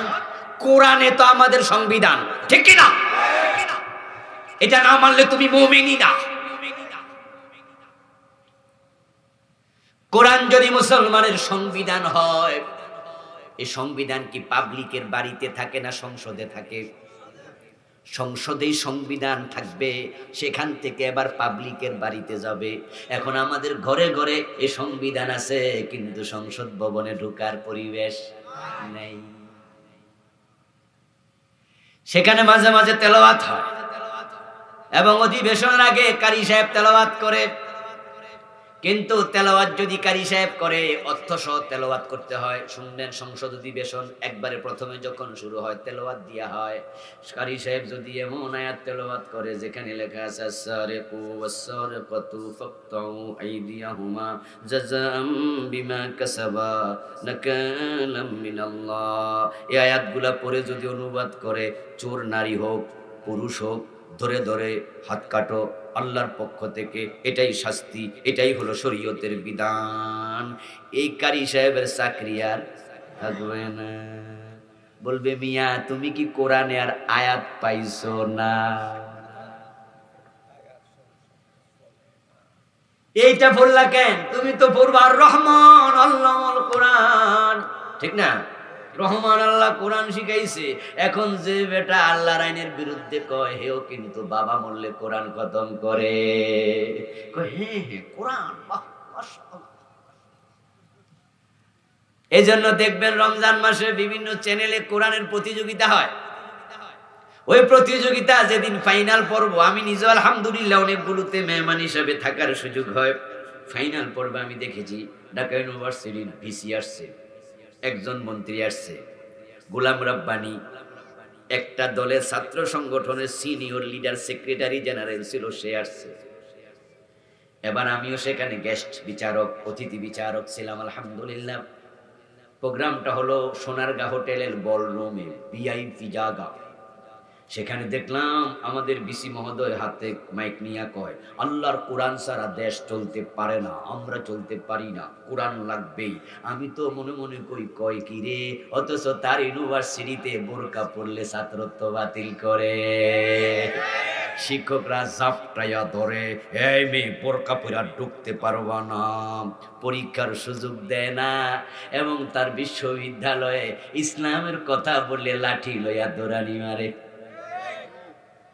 মন্ত্রী মহোদয় এসে বলতেছে, কোরআন মাশাআল্লাহ, হাফেজ সাহেবেরা ওগুলো তো সব জান্নাতি পাখি, এমন প্রশংসা কোরআনের হাফেজদের। গোলাম রাব্বানী ভাই তো এমন এক বক্তৃতা দিল, শুনে আমার কাছে মনে হলো এই মাত্র জান্নাত থেকে আইছে বুঝি। কোরআনের পক্ষে তো মানুষ এই দেশে, তাহলে কোরআন সমাজে নাই কেন? বিচারে নাই কেন? গণভবন বঙ্গভবন আদালতে নাই কেন? অর্থনীতি স্বরাষ্ট্রনীতিতে নাই কেন? বাবা বললে কোরআন পড়ানো হয়, নিজে কোরআন পড়তে রাজি, কোরআনের আইন মানতে তারা রাজি হয় না।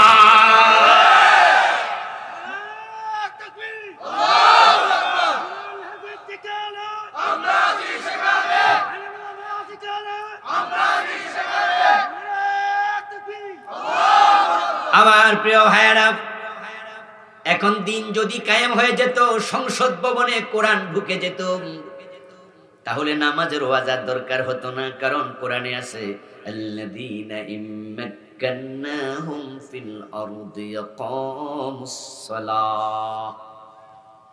সূরাতুল হাজ আল্লাহ বলেন, যারা জমিনে নেতৃত্ব নেবে, যারা জমিনের কর্তৃত্ব পাবে, শাসন ক্ষমতা পাবে, আমি আল্লাহর অর্ডার, ও নেতারা তোমাদের এক নাম্বার কাজ, তোমরা আইন করে নামাজ কায়েম করবা।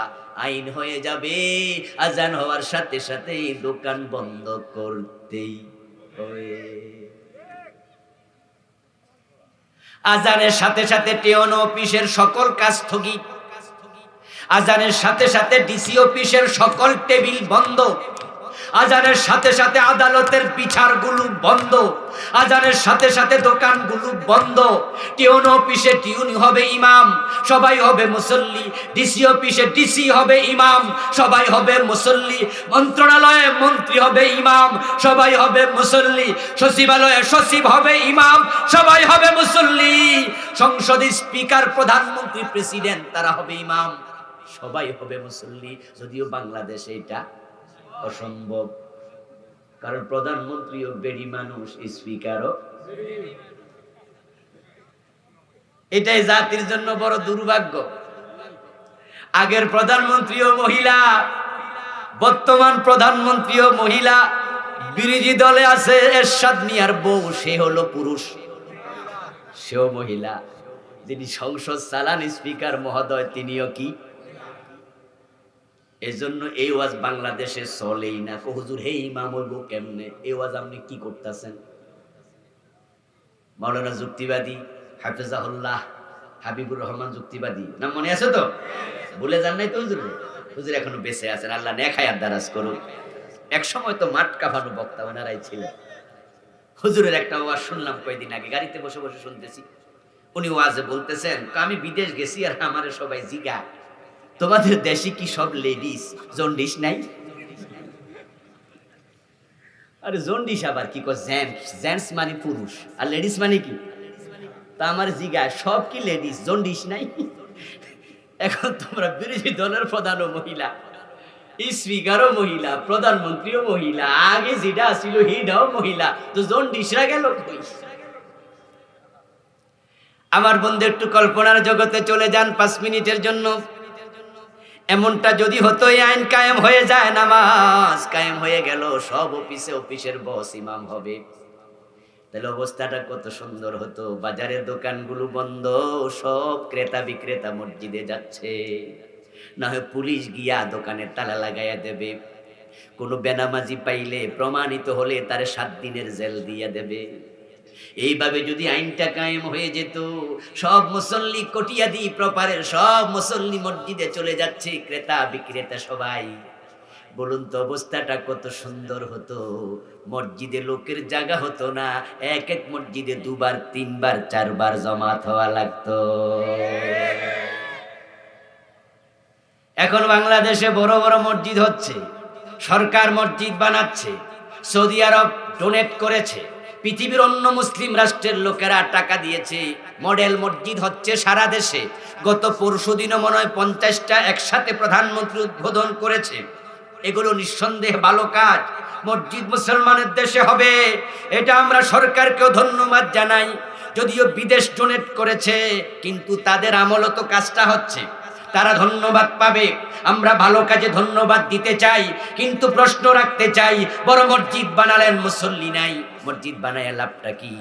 মসজিদের গুরুত্বপূর্ণ অংশ টাইলস, এসি না মুসল্লি? মসজিদে টাইলস আছে, এসি আছে, মুসল্লি যদি না থাকে এই টাইলসের দাম 1 আনাও নেই। রাসূলুল্লাহ সাল্লাল্লাহু আলাইহি ওয়াসাল্লামের মসজিদ পাকা ছিল না কাঁচা ছিল? আরে ভাই মাটি মাটি ছিল, তার বিছানা, ছাদ ছিল খেজুরের পাতা। ওটা আবু বকরের যুগেও ছিল, ওমরের যুগেও ছিল। কবি নজরুল চমৎকার করে ওমরের জীবনীতে বলেছেন, অর্ধ পৃথিবী করেছো শাসন, ধুলার তক্তে বসে, খেজুর পাতার প্রাসাদ তোমার বারে বারে গেছে খসে। রাসূলুল্লাহ সাল্লাল্লাহু আলাইহি ওয়াসাল্লাম মাঝে মাঝে সিজদা থেকে যখন উঠতেন, দেখা যেত রাতের বেলায় বৃষ্টির কারণে মসজিদের মাটিতে কাদা জমে গেছে। প্রিয় নবীর নাকের মাঝে, কপালের মাঝে কাদা মাটি লেগে আছে। মসজিদ ছিল কাঁচা, মুসল্লি ছিল পাকা। এখন মসজিদ হইছে পাকা, মুসল্লি হয়ে গেছে কাঁচা। নতুন করে সিলেবাসে যা ঢুকাইতাছে, মসজিদ থাকবে সামনে, হয়তো মুসল্লি পাওয়া যাবে না। 2023-এর শিক্ষা সিলেবাস অত্যন্ত অগ্রাহ্য, অগ্রহণীয়, নিকৃষ্ট সিলেবাস। এ নতুন সিলেবাসের মাঝে স্কুল মাদ্রাসাগুলোতে পর্যন্ত বিবর্তন বা ঢুকাইয়া দিছে, যেটা বিশ্বাস করার সাথে সাথে ঈমান চলে যাবে। আমাদের পূর্বপুরুষের প্রথম পুরুষের নাম কি? যারা বলুন নাই তারাও বলুন, আমাদের বাবা কে? প্রথম মানুষ কে? আল্লাহ আদমকে বানাইছে বানর থেকে না মাটি থেকে? এখন তারা ঢুকাইয়া দিছে মানুষ নাকি বানর থেকে হইছে। কি জঘন্য কথা, জঘন্য আকীদা। ক্লাস 6 এর ছোট পোলাপান, ওরা যখন বই পড়বে, টিচাররা পড়াবে, যদি এগুলো পড়ায় তারা মনে মনে ধারণা করতেও পারে, যখনই এটা ধারণা আনবে বিশ্বাস করবে, আল্লাহর কসম ঈমান চলে যাবে। কারণ কোরআনের অসংখ্য আয়াতের উল্টা আকীদা। কোরআন মাজিদ আল্লাহ বারবার বলেছেন, লাকাদ খালাকনাল ইনসানা মিন সুলালাতিন মিন তিন মিন হামাইম মাসনুন মিন তিনিল লাযিব মিন সালসালিন কাল ফাখখার। আমি মানুষ বানাইছি মাটির নির্যাস থেকে, কাদা মাটি থেকে, এঁটেল মাটি থেকে, ঠনঠনে শুকনা মাটি থেকে। আদমকে আমি 60 গজ লম্বা করে মাটি থেকে ডিরেক্ট বানাইছি। আর ওরা কয় না, মানুষ ছিল আগে বানর, তারপরে গাছে গাছে লড়ালড়ি করতে করতে আস্তে করে লেজ পড়ে গেছে, তারপরে পিছনে একটু জোরে হেসকা টান দিয়া খারাইছে, মানুষ হয়ে গেছে। কি পরিমাণ গাঁজা খাইয়া লেখছে আল্লাহ জানে। কোন সুস্থ মস্তিষ্ক থেকে লেখা আসতে পারে না। আরে মানুষ যদি বানর থেকে হয় তাহলে বর্তমানেও বানর আছে না নাই? মানুষ হয়েছে 2-4টা। আচ্ছা, ঢাকা চিড়িয়াখানায় বানর দেখছেন নি? আমি তো 30-35 বছর আগে থেকে চিড়িয়াখানায় গেছি, আপনারাও গেছেন 40-50 বছর আগেও দেখছেন। আচ্ছা, ওই খাঁচার ভিতরে মানুষ যদি বানর থেকে হইতো, নিশ্চয়ই 2-4টা বানর মানুষ হয়ে যাইতো, কমপক্ষে 2-4টা তো হইতো না। আর হিল টেক্সে তো গাছে গাছে বানর আছে। কিছু বানর তো মানুষ হইয়া মানুষের বাড়িতে এক হইতো, যে আমার একটু ঘরে জায়গা দেন, আমি মানুষ হয়ে গেছি। এবং তাদের ভোটারও বানান লাগতো, ঠিক কিনা? বানররা তো আন্দোলন করতো যে আমরা ভোটারও মানুষ হয়ে গেছি, তো ভোটারও না। আচ্ছা, আমি বুঝি না যে তারা বলে আবার মুক্ত মনা। মুক্ত না, মূত্র মনা। তাদের মাথায় শয়তান প্রস্রাব করছে। কি মুক্ত মনা না মূত্র মনা? শয়তান প্রস্রাব করছে। কোথাকার কোন মিস্টার ডারউইন, এই বেটা হয়তো গাঁজা মাজা খাইয়া কি খাইয়া লিখছে তো আমরা জানি না। আবার খাইছে তো খাইছে, মনে ডোজ বেশি খাইছে, ডেট সারা খাইছে, ফেল ডেট, ওভার ডেট খাইছে। কিন্তু পরে যারা এখন আছে তারা এটা সিলেবাসে কেমনে ঢুকাইলো? ও ভাইয়েরা, 2-4 জন বাংলাদেশে পাওয়া যাবে না, 2-4 জন খুঁজে পাওয়া কঠিন যারা বিশ্বাস করে মানুষ বানর থেকে হয়েছে। আমরা 92% মুসলমানের দেশে এই কুফরি আকীদা শিক্ষা সিলেবাসে ঢুকাইলো যারা, তাদের বিচার হওয়া দরকার আছে না নাই? তাদের বিচার হওয়া দরকার আছে না নাই?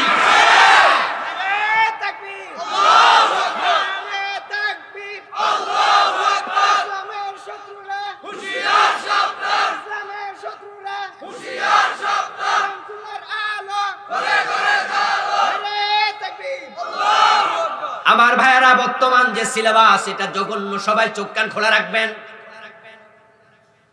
আপনাদের সন্তানরা তো স্কুল মাদ্রাসায় পড়বে, ঠিক কিনা? তো ছোটবেলায় কাফের হয়ে গেলে এটার ফায়দা লাভ কি?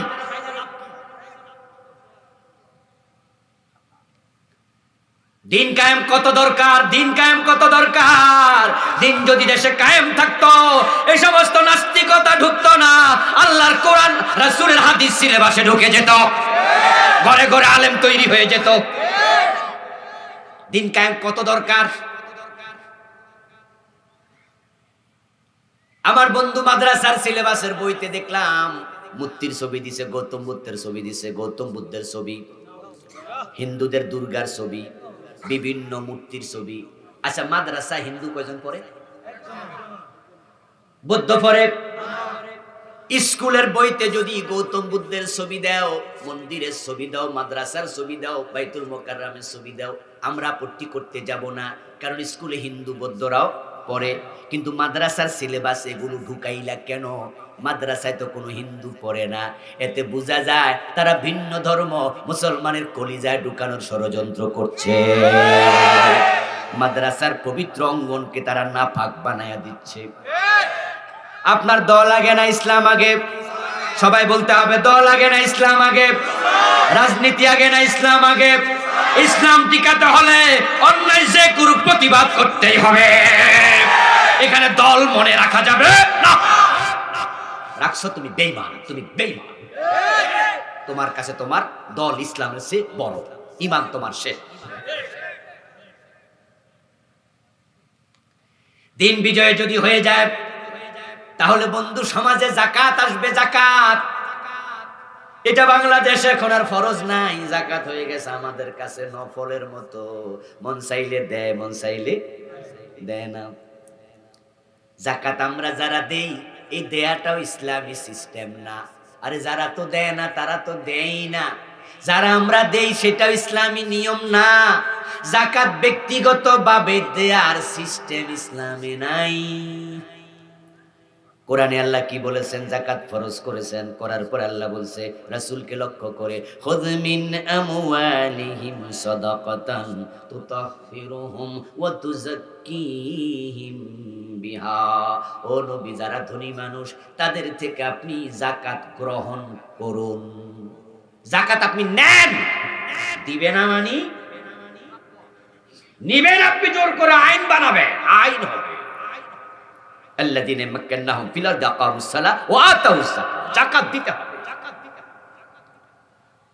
আওয়াজ করে বলুন তো, যাকাত দেয়া ফরজ না নফল? আবার বলেন। রাষ্ট্র আইন বানায়া দেবে, পুলিশ পাঠায়া দেবে, এনবিআর এর লোক লাগাবে, দুদুরের লোক লাগাবে, যাকাতের জন্য আলাদা অফিস হবে, আলাদা ব্যাংক হবে। ধনীরা যাকাত দিতে বাধ্য থাকবে, না দিলে সরকার তাদেরকে ধরবে। আলেম ওলামাদেরকে বলবে টেলিভিশনে ওয়াজ করেন, যাকাতের গুরুত্ব তুলে ধরুন। মাহফিলগুলোতে যাকাত নিয়ে আলোচনা হবে, পত্রিকায় প্রবন্ধ লেখা হবে, হেডলাইন করা হবে। যারা যাকাত দেয় না শাস্তির আওতায় আনা হবে। পুরা জাতি যদি যাকাত দেয়া শুরু করে ধনীরা, তাহলে বাংলাদেশ সোনার বাংলা হতে 20 বছরও লাগবে না। 20 বছরের ব্যবধানে দেখবেন যাকাত খাওয়ার মতো লোক বাংলাদেশে নেই। রাসূলুল্লাহ যখন ইসলাম নিয়ে এসেছেন, আমরা শুনেছি ওইখানে মানুষ খাইতে পাইতো না। 3 দিন উপাস ছিল, 2 দিন উপাস ছিল, এমন মানুষও ছিল। 70 জন সাহাবী আহলে সুফার অধিবাসী 2 দিন 3 দিন লাগাতার না খাইয়া থাকছে। কিন্তু ইসলাম যখন সমাজ এস্টাবলিশ হয়ে গেল, দিন যখন কায়েম হয়ে গেল, আমরা শুনলাম এমন যোগ আসছে, যাকাত বিভাগের কর্মচারী যাকাতের টাকা কাঁধে লইয়া লইয়া ঘুরে, যাকাত খাওয়ার লোক আর নেই। আচ্ছা, আমাকে যদি আজকের এই মাহফিলে কেউ যাওয়ার সময় এখানে আমারে 10 টাকা হাদিয়া দেয়, নোট একটা দেখাইছে, দেখাই আপনি হুজুর আমি আপনার এই টাকাটা হাদিয়া দেব, আমি নিঃসন্দেহে এটা নেব এবং খুশি হয়ে গেল। হোক না 10, 5 টাকায় দেখ, হাদিয়া তো হাদিয়াই। কিন্তু আমাকে যদি কেউ এতগুলা 500 টাকা 1000 টাকার নোট এক বস্তা দেখায় বলো হুজুর এখানে 1 কোটি টাকা আছে যাকাতের টাকা, আমি আপনারে দেব, আমি নেব? আমি রাগ করে বলবো এই আমি যাকাত খাই? যাকাতের টাকা মানুষ দেবে কিন্তু সবাই খাবে না। খাওয়ার নির্ধারিত লোক আছে। ওই নির্ধারিত লোকদেরকে যদি তালিকা করে করে দেয়া শুরু হয়, কিছুদিন পরে দেখবেন তারাও আর খাবে না, বরং তারা নিজেরাই আবার যাকাত দেবে। কি চমৎকার বিধান! দিন কায়েম হলে আসবে সমাজে চুরি বন্ধ হয়ে যাবে, আইন হবে চোর ধরে হাত কেটে দাও। হাত যদি কাটা শুরু হয় দেখবেন ডরে মানুষ আর চুরি করবে না। এখন ছোট চুরগুলোর জ্বালায় আমরা ঘরের দরজা খুলে ঘুমাতে পারি না। গাছের নারকেল থাকে না, ডাব থাকে না, ছাগল থাকে না ঘরে, মুরগি থাকে না ঘরে, চান্স পাইলে শীতকাইটা ঘরে ঢোকে। ওই ছোট চোররা আমাদের জ্বালায়, আর বড় চোরেরা দেশের কোটি কোটি টাকা কানাডায় পাঠাইয়া দেশটারে জ্বালাইয়া তুলছে। ওরা বেগম পাড়া বানাইতেছে। যদি ইসলাম আসতো, দিন কায়েম হতো, চুরি করলে হাত কেটে দাও। আর 10টা মন্ত্রী, 20টা এমপি, 10টা সচিব, 5টা ডিসি, 10টা টিওনো, 10টা নেতা যেগুলো চুরি করেছে হাত কাটা শুরু হয়ে যাক। ওই হাত কাটা নেতা দেখা বাকি নেতারা তারের মতো সোজা হয়ে যাবে। ওই অফিসাররা তারের মতো সোজা হয়ে যাবে। আর দেশটা আসলে সোনার বাংলা। বঙ্গবন্ধু যে স্বপ্ন দেখেছিলেন স্বাধীনতার আগে সোনার বাংলা গড়বেন, আসলে আমি দেখেছি আমাদের দেশ, পৃথিবীর অনেকগুলো দেশ আল্লাহ আমাকে ঘোরার সুযোগ দিয়েছে। আমি দেখেছি বাংলাদেশটা এমন রহমতওয়ালা দেশ, যে দেশে আম খাইয়া আমের আটিটা ফেলে দিলে নিজে নিজে গাছ হয়ে যায়, যত্ন করা লাগে না। এই দেশে তো বরকতওয়ালা, এই দেশটা গরিব থাকবে কেন? দিন কায়েম করো, তখন যাকাত ভিত্তিক অর্থ ব্যবস্থা চালু হবে। এখন যে যাকাত দেয় না মানুষ, এই জন্য আলেম ওলামা ও তাবলীগ জামাতের ভাই ও পীর সাহেবের মুরিদ ও মসজিদের খতিব, আল্লাহর কাছে তোমাকে জবাব দিতে হবে। রাস্তায় হাঁটতেছে দিবালোকে ঢেং ঢেং করে, চোখ কতক্ষণ কন্ট্রোলে রাখবেন? ও ভাইয়েরা, একটা আয়না কিনতে বাজারে যাবেন, দেখবেন 50 টাকার আয়না কিনে বাড়িতে আনছেন, আয়নার পিছনে উল্টাইয়া দেখবেন একটা বেডি ফ্রি। আপনি ভাবছেন আবুল কালাম আজাদ হুজুরের একটা ওয়াজ শুনলাম, আরেকটা ওয়াজ শুনি, ঢুকছেন ইন্টারনেটে, ফেসবুকে, ইউটিউবে, দেখবেন 5 মিনিট ওয়াজের পরে হঠাৎ করে একটা বেরিয়ে আইসা মুস্কি হাসি দিয়া কি কইতাছে, লাফালাফি করতেছে। আমার ওয়াজ চলতেছে টেলিভিশনের স্ক্রিনের এখানে, নিচে দেখবেন আরেক সুন্দরী মেয়ের মাথা দেখা যাইতেছে। ওই নাটক একটা ঢুকাইয়া দিছে, আল ইনসান হারিসুন ফিমা মুনিআ, মানুষের অভ্যাস হলো নিষিদ্ধ বস্তুর প্রতি আকর্ষণ থাকে বেশি। যুবকেরা মোবাইল কন্ট্রোল করতে পারে না, তাই তারা এখানে সিনেমা দেখে, নাটক দেখে, এই মোবাইলের ভিতরে প্রিন্ট পর্যন্ত দেখে, নগ্ন ছবি পর্যন্ত দেখে। দিন কায়েম যদি না হয়, ওয়াজ করে এগুলো বন্ধ করা যাবে না। তা আপনার যুবক ছেলেকে কার হাতে রেখে যাচ্ছেন? পুরা সমাজ তো পচে যাচ্ছে। এখন এই গুণে ধরা পচে যাওয়া সমাজটাকে টেনে যদি তুলতে হয়, আবার আগের জায়গায়, সত্যের জায়গায়, ভালো জায়গায় দাঁড় করাতে হয়, ওমর ওসমানের যুগে যদি ফিরিয়ে নিতে হয়, দিন কায়েমের চেষ্টা করা দরকার আছে না নাই? তাই কোরআনের বিধান কায়েম, আল্লাহর দিন কায়েমের জন্য দলাদলি ভুলে যেতেই হবে। অমুক দল আল্লাহর আইনের কথা বলবে, কেন রে ভাই? একদল বলবে কেন? তুমি কি ইসলাম মানো না? আল্লাহ তো তার একা না, সবাইকে মিলে বলতে হবে। প্রশ্ন হতে পারে, হুজুর সবাই বলে না, কারণটা কি? কারণ হলো, নামাজের কথা বললে মাইর খাওয়া লাগে না, রোজার কথা বললে মামলা খাওয়া লাগে না, কিন্তু আল্লাহর জমিনে আল্লাহর দিন কায়েমের কথা বললে ইব্রাহিম নবীর মতো আগুনও ফেলে দিতে পারে, ইমাম হুসাইনের মতো কল্লাটাও কেটে ফেলতে পারে, খাব্বাবের মতো পিঠে আগুনের শেখাও দিতে পারে। শুধু কোরআনের পক্ষে কিছু আলেম কথা বলেছে, তাই তাদেরকে জেলে নিছে, ডান্ডা বেরি পরাইয়া তুলছে। ওই পিচ্ছি মানুষ, আমার বন্ধু, কষ্টে বুকটা ফেটে যায়। ওই ছোট মানুষ মাওলানা রফিক ভাই হয়তো কিছু কথা আবেগে বলে ফেলেছেন, ওই ভুল কথাগুলো তাকে সংশোধন করে দেয়া, এটা আমরাও চাই হোক। উগ্র কথাবার্তা দরকার নাই, সীমা লঙ্ঘন করা কারো জন্য কল্যাণকর নয়। দেশেরও একটা সিস্টেম আছে, ওই সিস্টেম ফলো করে সংশোধন করার চেষ্টা করতে হবে। আমি আল্লাহর কোরআনের পক্ষে, তাই বলে আমি এ কথা বলবো না যে দেশের সংবিধান মানি না, এটা বললে মামলা খাওয়া লাগবে। বরং আমি বলবো, সংবিধান যেখানে আছে সেখানে থাকুক, যেটা কোরআনের সাথে মিলে সেটা আমি মানবো, যেটা কোরআনের সাথে মিলে না ওটা আমি সংশোধন করে দেব, করার চেষ্টা করব, ওয়াজ করব, নসিহত করব, ঠিক কি না? কিন্তু কিছু কথা যদি ভুল হয়, তাকে ভুলের সংশোধন করুন। কিন্তু ছোট মানুষটাকে যেভাবে ডান্ডা বেরি লাগাইয়া আদালতে তুলেছে কয়েকদিন আগে, দোতলায় উঠতে পারতেছে না কষ্টে। ছোট মানুষ, তো ডাকাত না, চোর না, জঙ্গি না, সন্ত্রাসী না। আলেম ওলামাদের উপরে জুলুম করো, তোমাদের কলিজায় কি সামান্য আল্লাহর ভয় নাই? আসলে ইসলামের পক্ষে কথা বলা কঠিন, কোরআনের আইনের পক্ষে কথা বলা জটিল। এজন্য প্রিয় নবী বলছে, আশাদ্দুন নাসি বালান আল আম্বিয়া সুম্মাল আমসালু ফাল আমসালু। নবীরা সবচেয়ে বড় বিপদের মুখোমুখি হয়েছে জমিনে, ব্যক্তিগত কারণে না, শুধুমাত্র দিন কায়েমের কথা বলার কারণে। এখন এই কথা যারা বলবে তাদের উপরও বিপদ আসতে থাকবে। ওই বিপদ মুসিবত দেখে যদি তুমি আল্লাহর কথা, দিন কায়েমের কথা না বলো, তাহলে আল্লাহ তোমাকে আখেরাতে ছাড়বেন না। বললে দুনিয়ায় পুলিশে ধরবে, না বললে আল্লাহ ধরবে। এখন কার ধরা কঠিন? কথা বলতে হবে, কার ধরা কঠিন? নবী মুসা বলেছেন দিন কায়েমের কথা, ফেরাউনের পুলিশ ওরে ধরছে। ইব্রাহিম আলাইহিস সালাম বলেছেন নমরুদের পুলিশে ধরছে। ইমাম হুসাইন বলেছেন ইয়াজিদের পুলিশে ধরছে। প্রিয় নবী বলেছেন আবু জেহেলের পুলিশে ধরছে। আর যে বলে নাই হের আল্লাহ ধরবে। এখন আপনারা যারা বলেন না, দুনিয়াতে বেঁচে গেছেন, আখেরাতে আল্লাহর ধরা থেকে বাঁচতে পারবেন না। এখন আপনি ধরা কিন্তু খাওয়াই লাগবে, হয়তো এখানে অথবা ওখানে। এখন কই খাবেন আপনি সিদ্ধান্ত নেন, ধরা কিন্তু খাওয়া। আমি সাভারে জুমা পড়াইছি 14 বছরের মধ্যে। একদিন সেখানকার একজন বড় অফিসার, 3-4 থানা মিলে যে একজন অফিসার হয় বড়, আমি ফার্স্ট বললাম না, 3-4 থানার একজন বড় অফিসার থাকে, উনি আমার মসজিদে হাজির হয়ে আমাকে দেখা করলেন। বললেন হুজুর, আপনি নাকি এরকম বলেন, আমাদের কাছে অনেক রিপোর্ট। আমি বললাম স্যার, আপনি দয়া করে একটা জুমা আমার এখানে সিভিলে এসে পড়বেন, আমার অনুরোধ।